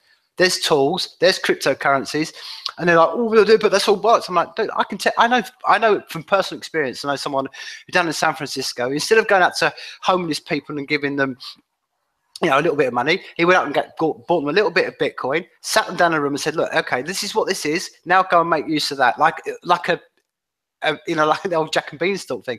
See what you can make you a little bit of, and bang. And these guys go off and they learn a bit of them. Before you know it, they're the situation. It's funny you say that. It's absolutely funny you say that because that's taking a little bit out of the Bible, isn't it? Where Jesus was going to feed everybody with food and bread, and he says, "Well, I could keep on doing this, or I could teach you how to fish, because I can feed you for a day, but if you teach a man to fish, you can feed him for a lifetime." And I think that's the difference. I think the difference is the thing is. I know that we're trying to blow things a little bit out of proportion to go for an entertainment value and everything else like that. I do believe there are a hell of a lot of issues in general where we need to sort things out. I do honestly do believe that. But it's the little things. It's like with our country where you can go down and you can tick a box, and then you change in gender nowadays. It's just that should just not happen. You need, if you've got a mental condition, as in gender dysphoria or whatever, if you believe that or not, is not the issue. It was in the DCM, so it was considered that it was true. So if you've got that type of condition, then you go and get psychologically evaluated to prove that you are or you ain't. And it's just, what happens to just general common sense? If you've got a problem in general, why aren't you talking about it? And why are you forcing people to take your point of view rather than listen to the democratic will of everybody else? You're pandering to like 2.6% of the people in transgenderism and stuff like that. 2.6% of the people in the UK you're pandering to, and you thinking the 97% of people are not going to take offence to that in general. I don't mean offence to the transgender people. I mean offence to the fact that you're putting a preference over the minority rather than a majority. Yep. I think that's where democracy seems to be failing at the moment, where everybody is going for the minority rather than the actual majority. What do we all need? We need an NHS that works. We need jobs. We need the fact that we can have the opportunity to buy things and things like that. And these are all just common sense things. We don't need people to tell us when we can work, where we can work. Let's nationalise the railways again. It's like, no, let's not do any of that. It didn't work last time. It won't work this time. So let's stick to the actual thing that's working at this moment in time. And let's take ideas that have worked in generalisations, as in, as we said before, the NHS socialist idea in general. Let's take the good ideas and pass them and put them together, patch them together, and work in tandems with each other again. And that's the difference, where everybody, as you said, has got these political ideologies and gone in their little boxes, and because they've boxed themselves off, I don't want to talk to you because you're this and you're that. Well, no, I'm not. I'm this, I'm this, I'm this. It's like, no, we're all fucking human. Yeah. Just get over it. To get over your labels, especially considering that everybody in this generation goes, oh, I don't want to use labels, but I'm this. I'm polyambidextrous, and I like to use my left hand to wank. And it's just like, okay, thanks for letting me know what's going on with your life completely and utterly. Well done for that. But why don't we start off as, I'm the common sense guy, you're Jack, let's shake hands and let's try and discuss what's going to work for the best of us. Exactly, and again, I mean, this is it's a common one when you get people like me in the room together. It can be maybe sound like we're being dystopic about the world. I say it's over and over again. And every day I realise I wake up and it's one of my first focus thinking, mate, not only am I lucky to be alive, not only are we lucky to have this, but these are the greatest days ever to be alive in. They really are, and that's why I can't be. That's one of the other reflections of this whole doom mentality of like, oh, things aren't getting worse. Things are getting much better. Things are accelerating at an unimaginable pace. Okay, there's some areas about free speech. These are just the ideologies that we can focus on. But where we are as a world, I wouldn't want to go back to. This is what I'm saying. I wouldn't want to go back to 1980, let alone to some sort of whatever in the 1930s and stuff like that. And this is where I'm saying that I think we're in the greatest days we are right now. That's what I'm saying. We can, instead of just setting and going, we can patch things up. We can make things better. Instead of having an NHS that's falling apart and reliant on pills and all it. Let's make an NHS that's the best, the best of things. And instead of being weighed down by bureaucracy and who's fighting over long game rules about where the money's going to go to and, oh, we deserve this much. Oh, let's forget all that. Let's use the technology and the tools we've got. And we that's what I'm doing. At times I think right now, I think personally we're living through a renaissance. I don't think many people see it. I don't think many people realize it right now. And I think if you could fast forward just a few amount of years' time, it's going to be black and white, and we're going to be like, oh, win it. So it's like all these things. Like I say, the NHS could be a lot better. We don't have to. The whole thing, like you said, it's almost based around antiquated ideas, and we need to have revolutions. And I don't like that word. We need to have evolutions in so many fields of life, which is just a case of basically dissolving down a lot of the bureaucracy and a lot of the people that, ironically, this is the whole point of it. These people don't believe in socialism. They just want their jobs kept, and they're all in the public service. So they're just going to go, okay, that's why there's no. I don't think there's very few. I think there's very few people with absolutely fundamentally they're through and through a socialist and all that. The rest of it's just most of them being ironic. This is the most ironic thing. The most die in the wall socialist is ironically exactly what we're just talking about. They're the most selfish person in the world, and they have exactly the same idealistics as we do. We all know we've got to get through, and that's why they're looking after their own self-interests. I agree in part. I mean, I don't really think that I can go around and say, and I know you didn't, but I can't really go around and think that the socialists are don't understand the ideology or they don't know what they're actually doing. I just think that it's a different perspective. I'm not trying to say that I think that socialism would work, and I'm not trying to say I think communism would work, because I don't. But I suppose you have to take it into consideration, I suppose, the same as what we're doing. We're looking at the situation and we're going, well, what can we do to fix this? Yeah. Some people are going, oh, we should do this, and some people are going, we should do this. And the thing is, we should probably put both of them in the middle and pick out the best for both parts. Yeah. Yeah, and that's what I mean, man. It's a whole point about words and everything like that, because that's what I'm saying. We all know, and I think we started this one before. We as human beings, as I said before, the Grenfell Tower is a perfect example. And that's one of the things that really annoyed me about all the whole Grenfell Tower thing. Wasn't the fact of, like it is now, it's just become this whole political football, and it's like, and what was the actual reality of that? Humans ran to the aid of humans. Food banks were having people were just donating money, and all the money that privately came in, and all what was complained about, like, well, the government ain't getting enough. Well, I don't care about the government. What you saw is exactly that. And that's not ideologies. That's human beings running to the aid of human beings. This is what we are. This is what we're both agreeing on. So instead of us fighting over these words and ideologies, let's go, okay, look, calm us down. What is it we actually want to do? And that's why I say I think we do live in a renaissance, because I think we're in this point where we're starting to match these tools together. Like I can say right now we're on the internet, and these are okay, but these just advance that. I mean, when I think about this, I think when I look at there's kids now who've been born without knowing anything other than the internet. You know what I mean? You get 2 or 3 year olds that can just use, and you think, wow, what are they going to be like in 20 years' time? Exactly. It could be completely dystopic. I don't think so. And this is what I hear. It's all going to we're all going to hell in a handcart. I don't think that at all. I think that these kids and all of us, you can quite easily change that, because you can quite easily go, well, when the car was invented, everybody was going to say that we were going to go to hell to half. Exactly, you can quite easily go, when the Industrial Revolution started, everybody was going, oh, everything's going to absolutely peel off and die. Yeah, I know the Industrial Revolution wasn't necessarily the best thing to happen for poor people, but indirectly it was, because it's brought what's happened out now. Yeah. But at the same time, people can always say, oh, we can look to the future. We can either look to it as a utopia or a dystopia.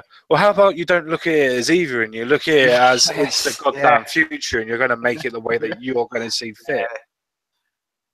Exactly, but that goes back to what we've been doing. The whole point we're saying, man, that takes the responsibility. You are the brains of the central nervous system. You can control your destiny. You are in control, and that's exactly it, man. And we've got that's in some ways it's an ultimate truth, but it's because, hey, if you don't want to hear that truth, and why not? We live in a world where it's like, oh, actually, no, don't listen to that truth. And then these get all that in that gap is where your Corbynites and all these people step into and go, oh yeah, yes, it's not your responsibility, and we'll come in and we'll make sure, and that's hard. It always breaks down to, my friend, everything. It always breaks down to the individual. Like you say, you've got to break it down to your own mind and your own self, and go, actually, I'm responsible for everything. And like, even to that very point of that, we've got to break everything down to, but that's why you're not going to hear that point of view, and that's why it's people like yourself are relevant. We're all relevant because we're just making. I mean, the other side to this, when people say, "Oh, what you're saying about what standing up, having these conversations and all this," I think the idea of like the dystopic, but the nightmare point of view is like, oh, we can't change anything. I always think, well, like again, South American do. If you don't think one person can make a difference, you try sleeping in a room at night time with a mosquito. What the small things can make a lot of difference. Of course, of course, can. For the fact that some people go, oh, one person can't make a difference. Admittedly, it was done as a completely horrendous thing, but you look at the way that Hitler come to power. Again, yes. I will alliterate. Yes, it was a bad thing.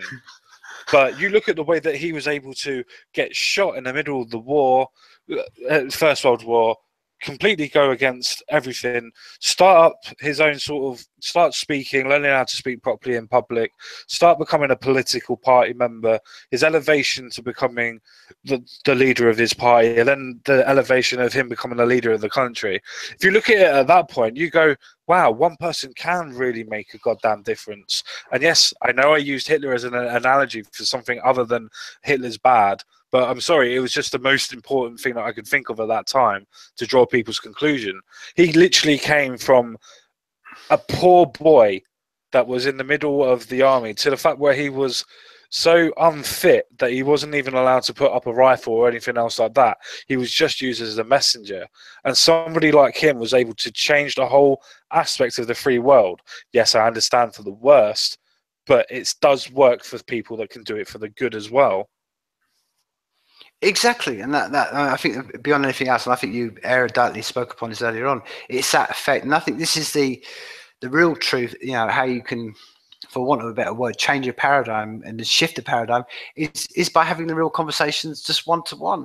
I think sometimes that whole almost hero path of going off and do that, it's almost want a better word, what the powers to be want. They want you to run around and be causing revolutions and stuff like that. Don't be useful, like I say, like you said earlier on, don't be the useful idiot. And the most power you can have is just being real in your own life and having the real conversations amongst the people. And like you said earlier on, instead of that whole ooh, I can't say this, why not? It's that old thing, dude. It was a very British thing about being, sticks and stones, man. And that's some sticks and stones won't break your heart. I definitely agree with you. I think the thing is with people nowadays is, bloody hell, I'm showing my age. I think it is with the people that are happening in today's world. See, that's better. But I do think the problem with people is that they set on their own ideology and then they close themselves off. The thing is, with anybody that is supposed to be able to debate, or anybody that's supposed to have a clinical idea of what's going on in the world, doesn't close himself off to the ideology that capitalism is the best or the worst. It's the fact of, I need to compare everything, not just one or the other. I need to compare everything. I need to compare Marxism. I need to compare crony capitalism. I need to compare capitalism. I need to compare socialism. I need to compare proper communism. I need to compare all of these ideologies. I need to compare a republic compared to democracy. I need to compare a dictatorship towards a democracy or a republic. You've got all of these ideas that are out there, and the thing is, nobody seems to take. I keep on saying this and reiterating it, and I'm going to every time I speak, because it's something I do believe in.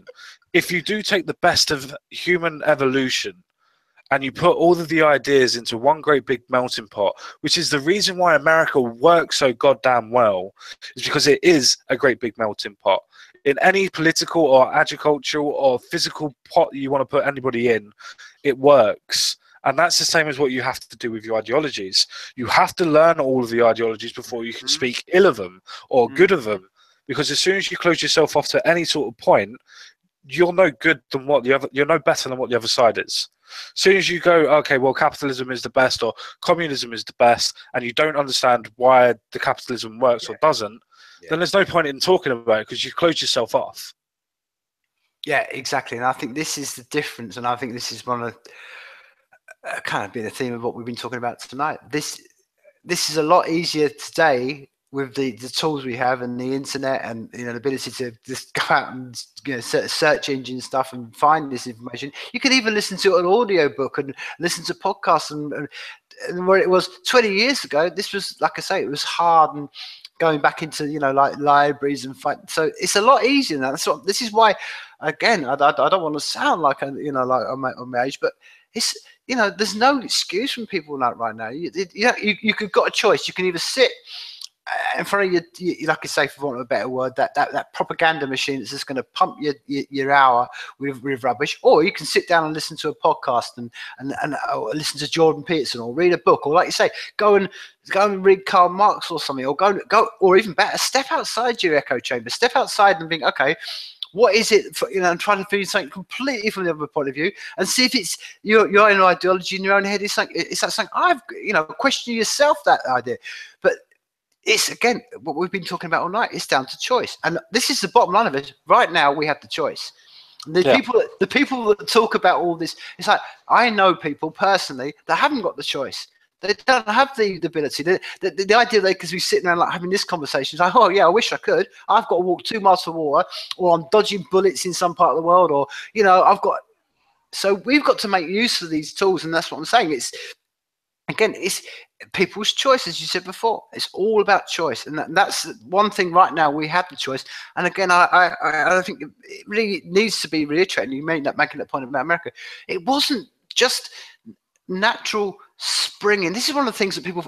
I can't. It's one of the most frustrating things. People just think all this happens just naturally. If it happened naturally, then why isn't it happening everywhere in the world? Why didn't we have any? Why is it in this country particular that we feel this way? That when I've lived in other countries, they don't feel that way, and you're like, so what is it? That's what I'm saying, and it's that whole point of what I think made all this happen was people taking the time to question themselves, question everything around them, and doing the research, which is ironically, that was what's supposed to be schools were about. Which is what, ironically, if you go to a private school, you learn rhetoric and stuff like that. You go to your average comprehensive school, you don't get to. They won't know what rhetoric is. As I say, most kids won't even know who Douglas Bader is, and that's what was supposed to be done in education. But again, that's what we started this conversation off with. We instead of us doing the hard work, we allow other people to do the hard work, and every time we slice that bit of ourselves and say, okay, I'll let someone else do it, I'll let somebody else do it. That's what happens, and before you know it, that's why people don't know anything, because it's kind of like, well, they've almost become out of the habit of doing their own research on things, which is lazy. It is, but it's something that you've obviously touched on as well in this thing. I'm not picking on anybody. I'm just saying as a generalization. It's like it's what you said before, where you had your generation, where you had the internet and everything else like that. And I include myself in this as well, where we were able to sit down, we were able to go, well, we could make anything that we absolutely wanted out of this. We could do anything we wanted. What do we want to do? I'm going to watch telly. Yeah, man. And I think that's the difference. I think that's what human nature is. Where some people go, oh, we're going to be making these type of robots that are going to take over people. Yeah, people are going to be absolutely diabolical and say, oh, why are you taking my job?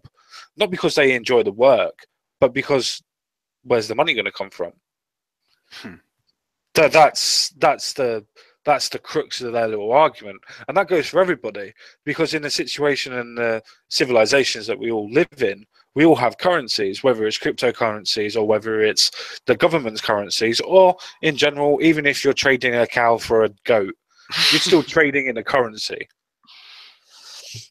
And I think that's what one of the main things is that when everybody thinks that, oh yeah, we're going to be the ones to change the world, it's already been done. There's been revolutions. Everybody's done everything that you think that you're doing that's on your own.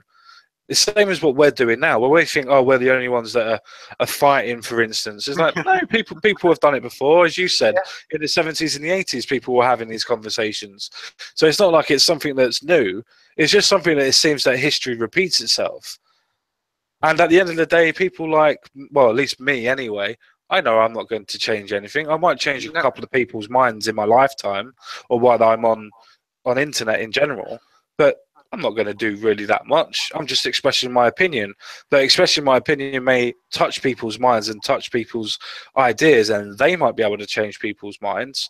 They might be able to carry on, and that's what you call a domino effect, where you affect one person, that person affects 2 people, those 2 people affect 4 people, then those 4 people affect 16 people, and so on and so forth.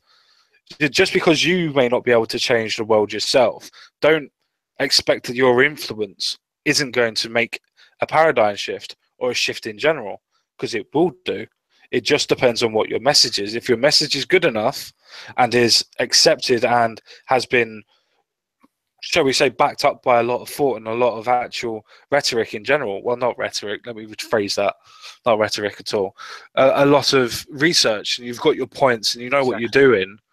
But at the same time, you can express an opinion, but you can express it in a way where people can understand it.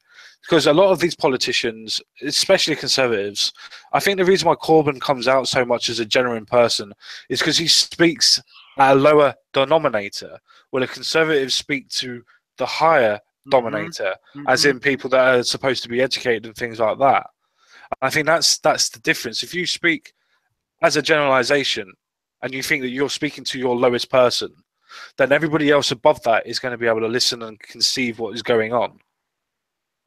And I think that's where we're missing things. We always try to eloquent our answers as best as possible, where sometimes it's just going, your idea is shit, mate. This is the reason why. Yeah, exactly. Or for want of a better word, having some common sense. And it's that common. No, but I mean, you say that, but it's a common sense that gets thrown out of the bath in the cat water, dude. I mean, I'm like, that's the problem. We and that's what we're saying. You're right about the ability to. I mean, I'm not trying to change the world, man. It's hard enough for me to get my own mind into gear, my own, to force my own action. I've got enough of me, my own to try to refine my own self. I mean, there's enough about my own character, my own ability, without trying to change the world in this. And on the other side of this as well, man, this is one of the elements of it. Okay, I mean, people, almost like what you just said then. Okay,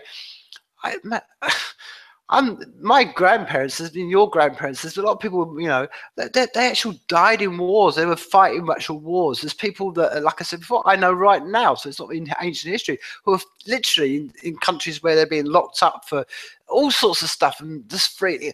And you think, well, what are we doing? We're talking.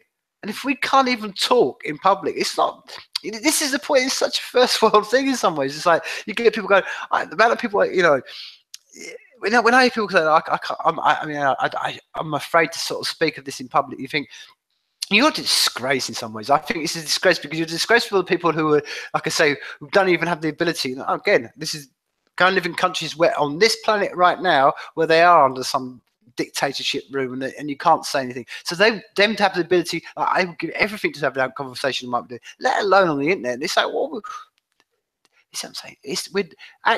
This is what I'm saying. It's almost the most middle class, polite revolution going on, and people are like, "Oh no, I'm afraid to do it. I'm afraid to speak." And you think, well, "Come on, man! All we're asking you to speak." 2 generations ago, they were having to survive blitz and going into sort of like some literally welded together tin pot plane and fly over there and hope they're going to come back. And we're complaining about how tough things have been for us. Really, I think that always has to be bear in mind, man. That whatever hard we think we've got it, it's a lot. The reason we've got this easy, we can even have this talking on the internet, is because people lay down their bodies for us, and that's forgotten. In all this is that if you allow ideologies to creep in, as you said at the very beginning, the result of this is mass high stacks of human bodies, and I think the bottom line is all the time if we've got people that are discussing things, whether like I said, sticks and stones, it may hurt my bones, but whatever. But all the time we're discussing things, it means that people aren't on the battlefield. And that ultimately, whether you're from the left, you're from the right, from whatever perspective you want, I imagine that's something that we can all agree on. We don't actually want human beings going into battlefields and killing other human beings. Definitely not. Nobody wants the ideology of war. Nobody likes war. Exactly. Nobody likes war at all. That's definitely universally agreed upon.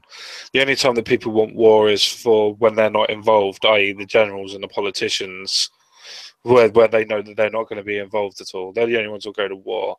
Anybody that's going to be actually part of war, bar the armies, don't want it.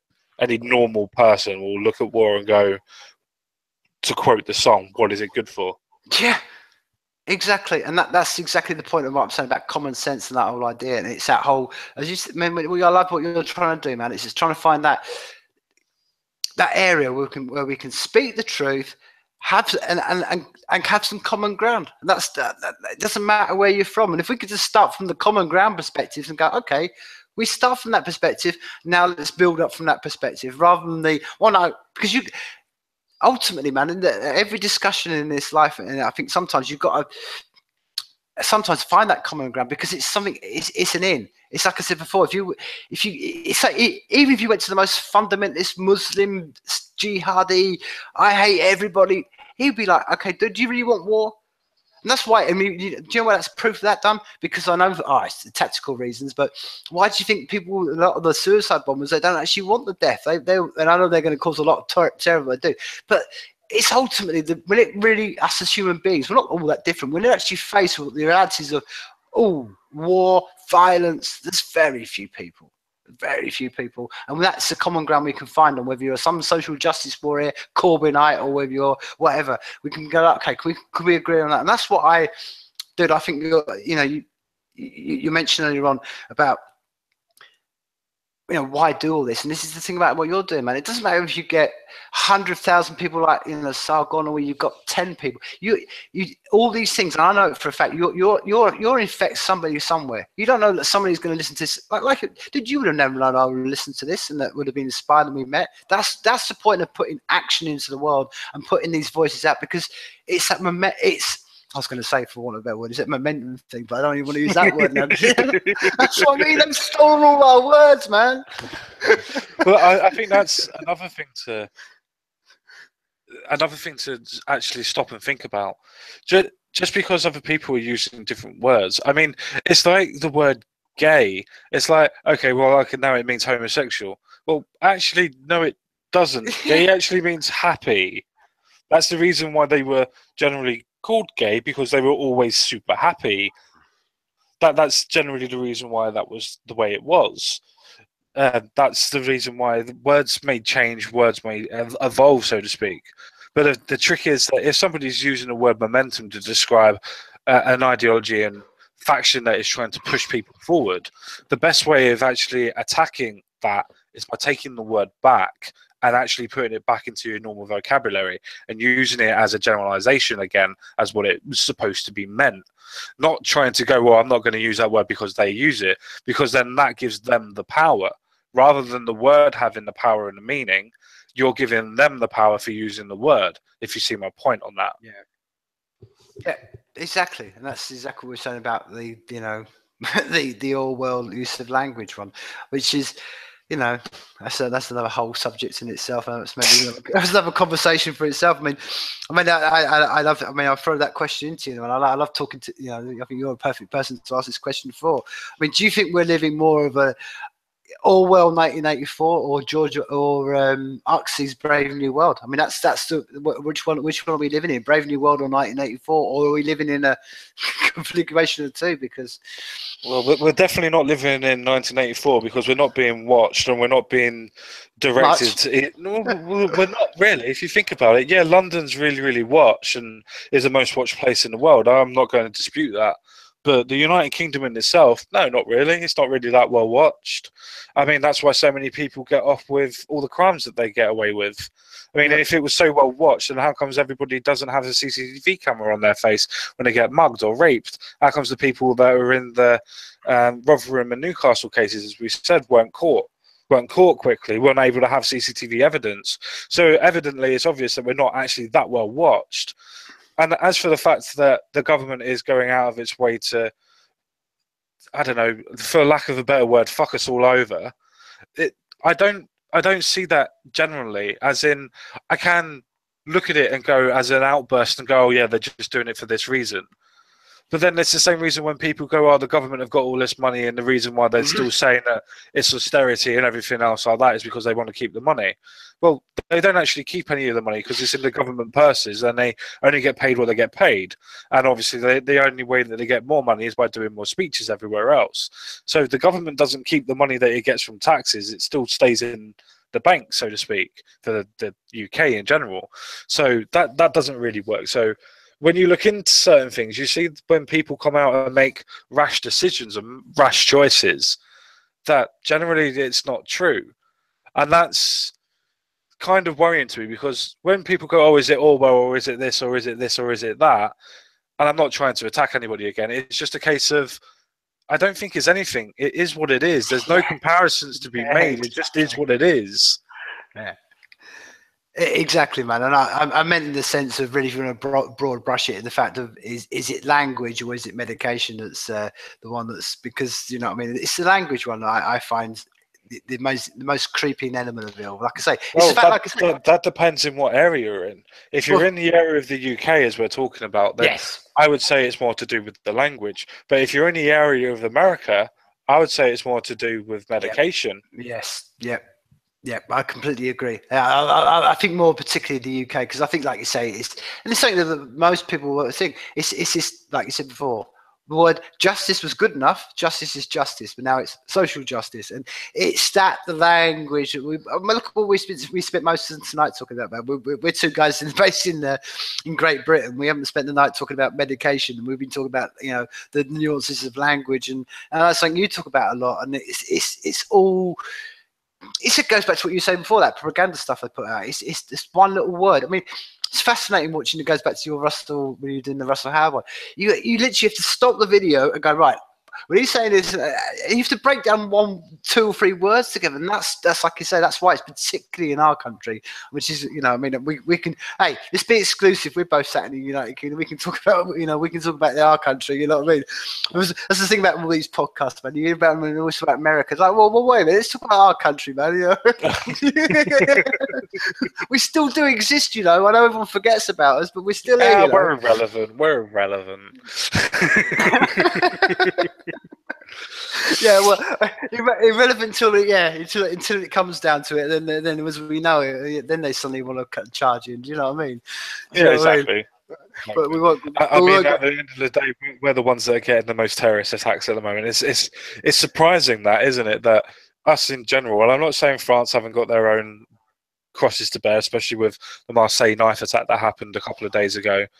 But it's just amazing how many attacks that England seem to be getting, and everybody seems to be going towards the United Kingdom for whatever reason. I mean, it's like Germany have got such a massive influx of immigrants in general. But it's a question, like, why are they not getting attacked in general? I'm not wishing for any attacks. I'm just trying to look at it as a completely nuanced point, as in just trying to take everybody's lives out of it and just looking at it as just a question in general. Why is it one particular area is getting bombed, and why is it one particular area that's getting terrorized, so to speak, when you've got France that are starting to get little bits and pieces that are happening to them as well? But apart from that, most of Europe, to a point, I know things have happened in Belgium, I know a couple of things have happened in Germany, but nothing compared to what's happened in Britain, as in the amount of attacks that have generally happened. Why is that? And I think you've got to look at that for different ideologies, and the fact that we've already had communities already built up in general, because a lot of these are not first or second generation. Some of them are third. I mean, you look at the Manchester United, the Manchester bomber that happened obviously up in Manchester when he took apart the stadium and everything. He was a third generation immigrant, and just like he was born in this country. And yet still felt that his ideology was at that point where he thought that I'm a Muslim first rather than just being a human. And I think that's how they radicalize everybody. They try to disconnect everybody away from people, because it's like somebody who's depressed. And I know we're going into mental health issues, but it's like somebody who's depressed. You can't just go, okay, well, everything's going to be all right. And you can't mollycoddle them. But if you generally treat the person exactly the same as you would with somebody else, as normal, and you want to go out, you want to talk to them, you involve them with everything, and you try to increase the quality of life, so to speak, and make them happy, as in just going out, having a pint, shooting a game of pool, or going shopping with them, or doing whatever, general stuff, 9 times out of 10, not always, you'll pull that person out of the depression they're in, because then they see that the world's not as bad as what it is. But if you leave that person, they will stew themselves, and they will stemper themselves into a point of going, well, there's nothing here for me. And then if you get that person and then gets taken and then gets radicalized, it will not take them long to think everybody is against them and this is the best thing for me because I've got nothing else. And I think a lot of the terrorists in general don't always have a clear sense of their normal selves. I think a lot of them have a form of mental condition. And I think it's a form of Stockholm syndrome. Yes. Yeah. To the point I, where, if I can just expand on that, because I just put a little term out there and didn't expand on it, to the point of where they don't seem to have anything. They've lost everything, whether they're first or second or third immigrants or just generational people that have come across, and they've lost everything. And then somebody comes along and goes, "You can have all this, my son. You can have all this, my brother. We're going to give you this. You can have these women. You can have these drugs. You can do whatever you want to do. The only thing I ask for you is if you can go and do this for me." And then you start having all of this stuff. You start thinking that this is the best thing that is going to happen to me. Everything else before this was absolutely crap. So then you kind of go, well, okay, I'll do that for you. And that's the Stockholm syndrome that I'm talking about, where you've not necessarily fallen in love with the person that's there, but the ideology of being part of the family. Because that's how they talk. Yep. How are you, my brother? How are you today, my son? Yeah, exactly. And it's even beyond that, my friend. It's the other. It's always the other. And you mentioned this, and this is what I'm saying. You asked, generally why is it happening in this country more? And I think it taps upon something that's, again, not really spoken about, but I can even go back beforehand. I mean, the 7/7, the underground attacks. Guy from Leeds, and again, I was living in Leeds at the time, and I had connection. Well, not as in my son, it's the same as, he was a teacher at my son's school, Siddiqui Khan, and that's the point. And I remember at the time thinking, how is this guy been allowed to teach kids? He'd gone down to Parliament. He was given the whole, VIP tour of Parliament as a, and you think, what? How did this happen? And it happened because of what we've been talking about before, because of an ideology goes, oh, I know what I'm going to do. I'm going to virtue signal that I'm really virtuous, and we're going to put all these communities together. And this is what you've seen in our country, and this is what you see in cities, these whole areas. Now, this is another whole subject, and maybe it's not a conversation for right now, but I'll give you a perfect example. I've known people who have come from Congo and in Leeds, and they came over from, after the situation happened in the Democratic Republic of Congo and stuff like that. Brought across, was obviously two tribes going towards us, the Houthis and stuff like that. Anyway, so he had his, it doesn't really matter, but just a general thing. He had, a number of his family and his brother and all killed by the other tribe. But anyway, came over here, escaped, blah, blah, got himself to this country, whatever he was as a kid, with his sister. They put him in goes to the Leeds City Council, gets whatever, put him in a terrace street, right? And I swear to God, this is true. In the street backing onto them, they've got all the opposing tribe that have killed all his family. And it was like, oh, well, they're all blacks. Let's put them all together. That was the attitude of this progressive Leeds City Council. Oh, aren't we being so, look, we're going to give houses to them. And there's no thought process. It's exactly what you mentioned earlier on. No thought process. Everyone's just virtual signaling and doing everything for the, all to tick boxes and make the right thing. And nobody thinks. And this is the point. And then when people from the other side, people go, oh, well, it's a reflection on the other side. People go, oh, look at these people taking over our communities. And they don't understand that. The people, like I'm saying, the general corporates go, I say, well, the only people who can defend immigrants and people like that. And they don't understand that the people that are defending the immigrants as they see it are the ones that are putting families right back to back streets with these other people, or like I said before, and putting the Siddiqui Khans and the people who think like this right in areas and making these little ghettos of just non-exclusivity, but they sit on their little education meetings and they project their little things to the once every 4 years and go, look how diverse this council is. We've got all these people and all these people, and it's like, you haven't got any diversity going on. You've got ghettos, and then these ghettos breed these, because it's like it's a little physical echo chamber, and out of that pours all the things you just said, and then you add into that, like you said, mental illness and just general frustrations. Yeah. And it's just it's the thing about I'm talking about is that, okay, that's gone on. Maybe we can't do anything about that, but of course we can. Of course we can. There's always stuff that we can do on that aspect.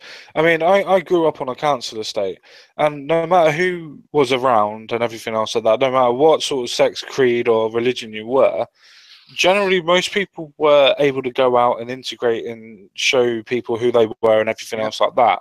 It's like what you just touched on. Instead of creating the ghettos, and this is how you stop the ghettos, you start putting a lot more people in. You start moving people around again and actually integrating people into society rather than segregating them off. I mean, I thought we got rid of all of that in the 50s and 60s. Why are we segregating people again? Oh, because they need to be in their own culture. I thought that's the reason why they moved over to actually become part of the United Kingdom. So they become part of the United Kingdom. It's like we never had any problems with the Hindus or the Sikhs when they come over. Nope. They all started making their shops, and obviously we would all laugh and go, "Oh, the corner shop round the corner," blah blah blah. But they were important in our growing up. We always knew where everything was. We'd always go into the shops and we'd always have a chat with them. We'd speak properly with them. We'd have a laugh with them 9 times out of 10. Sometimes somebody might nick something and then they would know your mum, so your mum would come down and give you a tanning and whatever. But that was all part of integration. But we don't do that anymore, and that's where we're going wrong. Yeah, life is going back to the 50s and the 60s again, where we should segregate the white people from this because the white people are going to be horrible to them. No, we're not. We're generally not. I mean, a lot of people that have these racist tendencies, the only way you're going to get rid of the racist tendencies is by showing the person in front of them that they're bloody human. Damn right, man. Yeah, exactly. Exactly, and that it's that whole invisible hand mentality, man. There's always invisible hands in our society that's trying to, like I say, and the element of the whole point of it is that when you get to a certain realization in your life, you start to get old. You realize it's just all carousels. They don't actually care. This is just a carousel of just one a councillor moving on his seat, moving in his, doing that, pushing someone into a situation. They move on up, and it's that breakdown of humanity from the people. That's what I'm saying. I'm saying the general sort of consensus in this country is that the left are generally the ones with the hearts, and anyone other than that is some heartless soul. And it's never like that, because you say. It goes back to what you said. I think the theme of this whole conversation, man, it's about, like you said. I mean, it's fascinating. You mentioned about the when you grow up in the state. Same with me, man. When you have an Asian or an Indian or corner shop and stuff like that. Exactly. Those are the perfect example of what I've talked about, and that's why very few of them will be all this Corbynite rubbish, because they were there doing the 12, 13-hour shifts. They were working.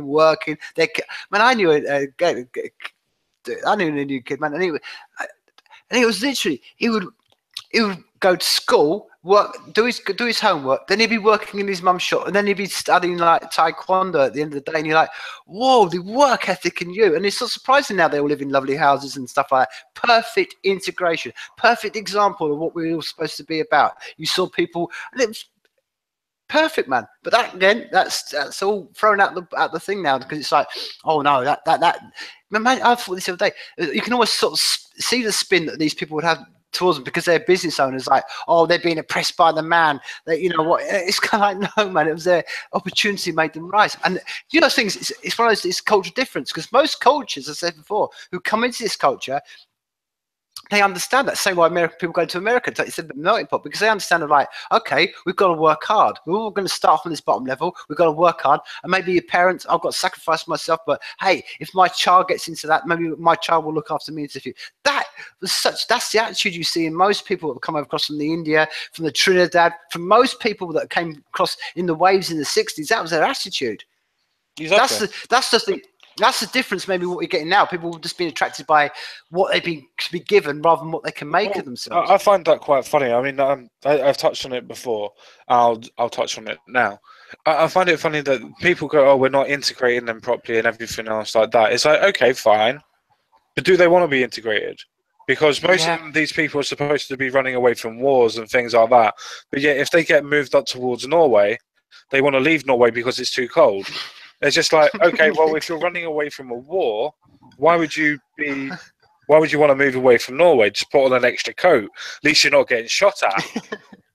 I mean, if you really look at these type of people, it's like when people like Katie Hopkins, and I don't particularly like all the things that she says, but I do like the things that she says about these kids that were at Calais, where you look at the pictures of them and you go, that's not a kid, that's like a 22-year-old or a 30-year-old, and you're just like, how can you say that these are kids? They're not kids.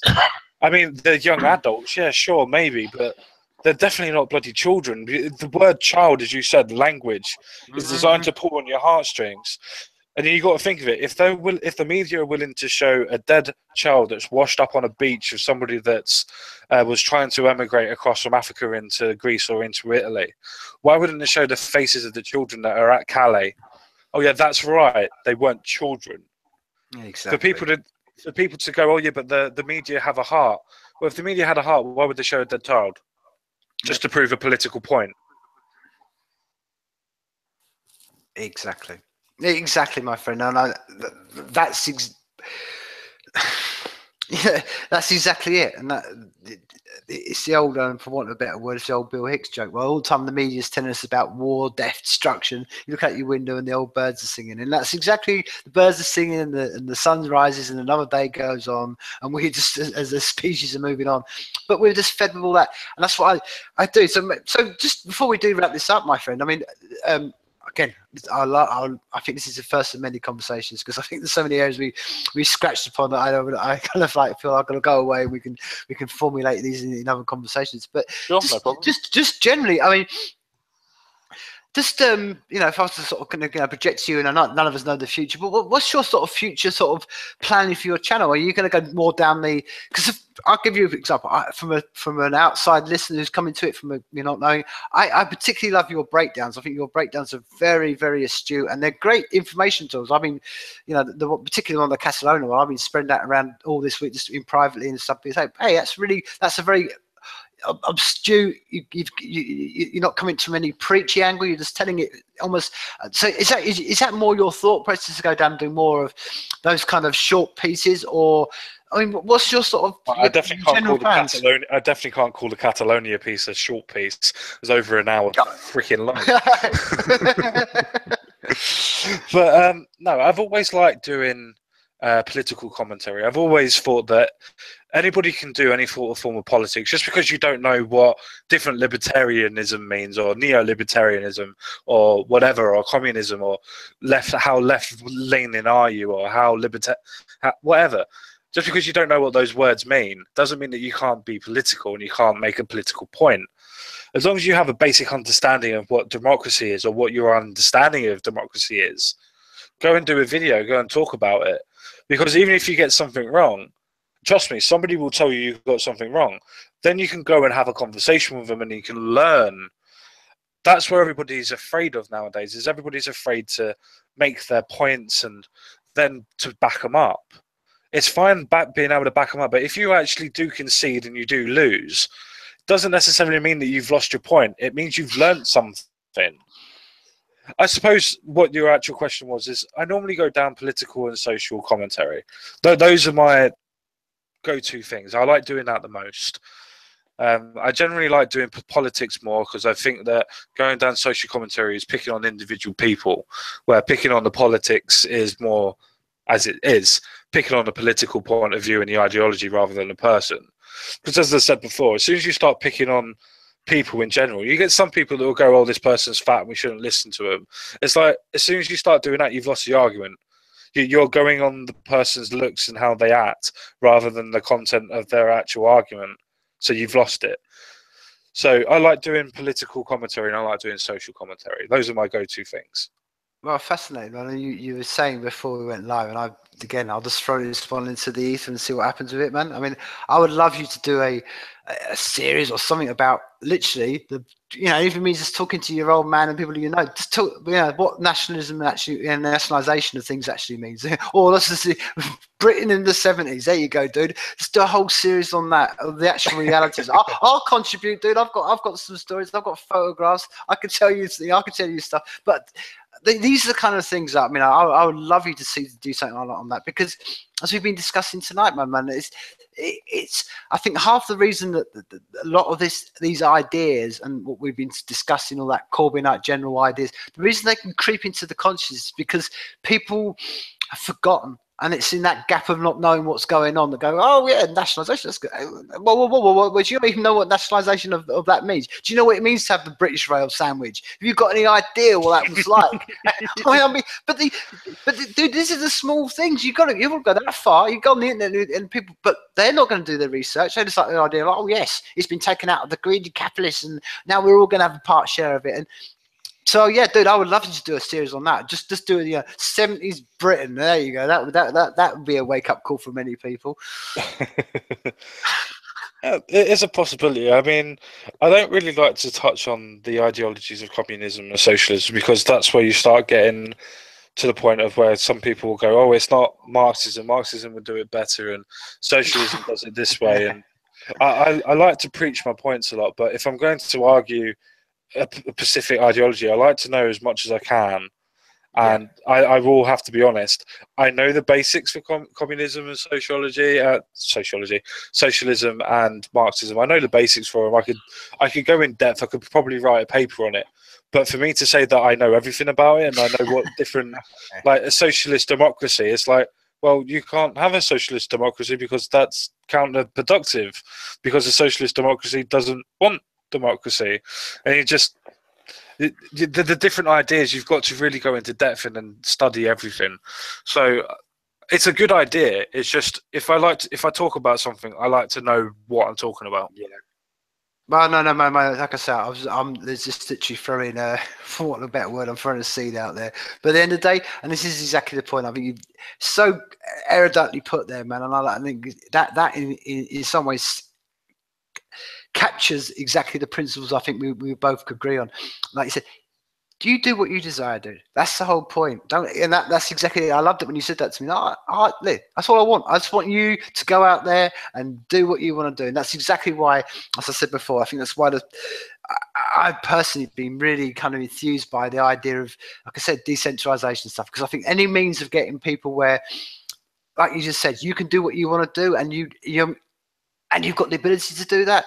That's the paradigm I want to live in, dude. I don't want to be telling this. I don't want to be a busybody. I don't want to live in a world of busybodies. I want to hear exactly what you just said. That's so uplifting to hear you say, I'll do what I want to do. And if we had more people saying, I'll do what I want to do, then we'd be in a much far better place, rather than I'll do what everybody else wants me to do, or I'll do because that's what the general hive thinks. And I think that's the very element of what we're talking about. So before we do wrap this up, dude, because we've done a kind of long stretch on this, just let people know where they can reach out and find you, where they can, where they can contact you. Well, I've got my own YouTube channel, obviously, which is the Common Sense Guy. It's the one word sense guy. That is the same word, two words that can join together. Also have my Twitter page, which is at the Common Sense G, because I couldn't fit Guy in. Well, I just thought that's because you're just going to be down with the kids, dude. G. No, I just couldn't fit Guy in. Well, like I say, man, it's been an absolute insightful conversation, and it's a definite one of like all the best conversations as well, man. I'm kind of left with more questions and feel like a kind of my synapses are firing. So I think that's always the element of a good conversation. And well, I want to say from all the way up here in Scotland, I'm just gonna gently hand it over to you and do it. I know it's not trademark. I know it's something you do at the end of the your cyber pass wraps up. But I'm gonna leave you with the final word, man. But I want to thank you for giving me your time. It's been an absolutely insightful conversation. I know how precious our time is, and if I do give you the final word, I want to say, away from here in Scotland, life is people. But I'll hand the final word over to you, my friend. Okay then. Well, my final word is going to be something along the lines of, when you have any sort of conversations, it's always the most humanist point of view to emphasize with that person's point of view. Yeah. So if you come across and just go, oh, I don't like communism because of this, or I don't like this because of this, you have to put yourself in their type of position and go, what has made you decide that you're going to go through that point?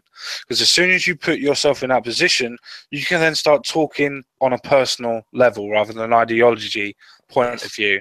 And as soon as you start talking on a personal level, that's where you start making progress. And again, today, it's nice talking to people that have the same sort of ideologies and same principles as what you do in general. But the best conversations I have ever had has been somebody that has had the complete and polar opposite ideologies to me. Those are the best the best conversations I've ever had, simply because you have to work for it. You have to actually eloquate your point of view to a specific level to be able to get your point of view across and take into consideration the other person's point of view. The best thing to do is respect the person you're talking to. Because if you show them respect, no matter how much they scream and shout at you at the beginning, they have to respect you before the conversation is done. Because you're not making a rise out of it. You're eloquating your point and you're winning the argument because you're not the one screaming and shouting. Perfect. I can't, like I say, man, that's the perfect final words. Well, from over here in Scotland to down there in England, man, I want to say life is people, people.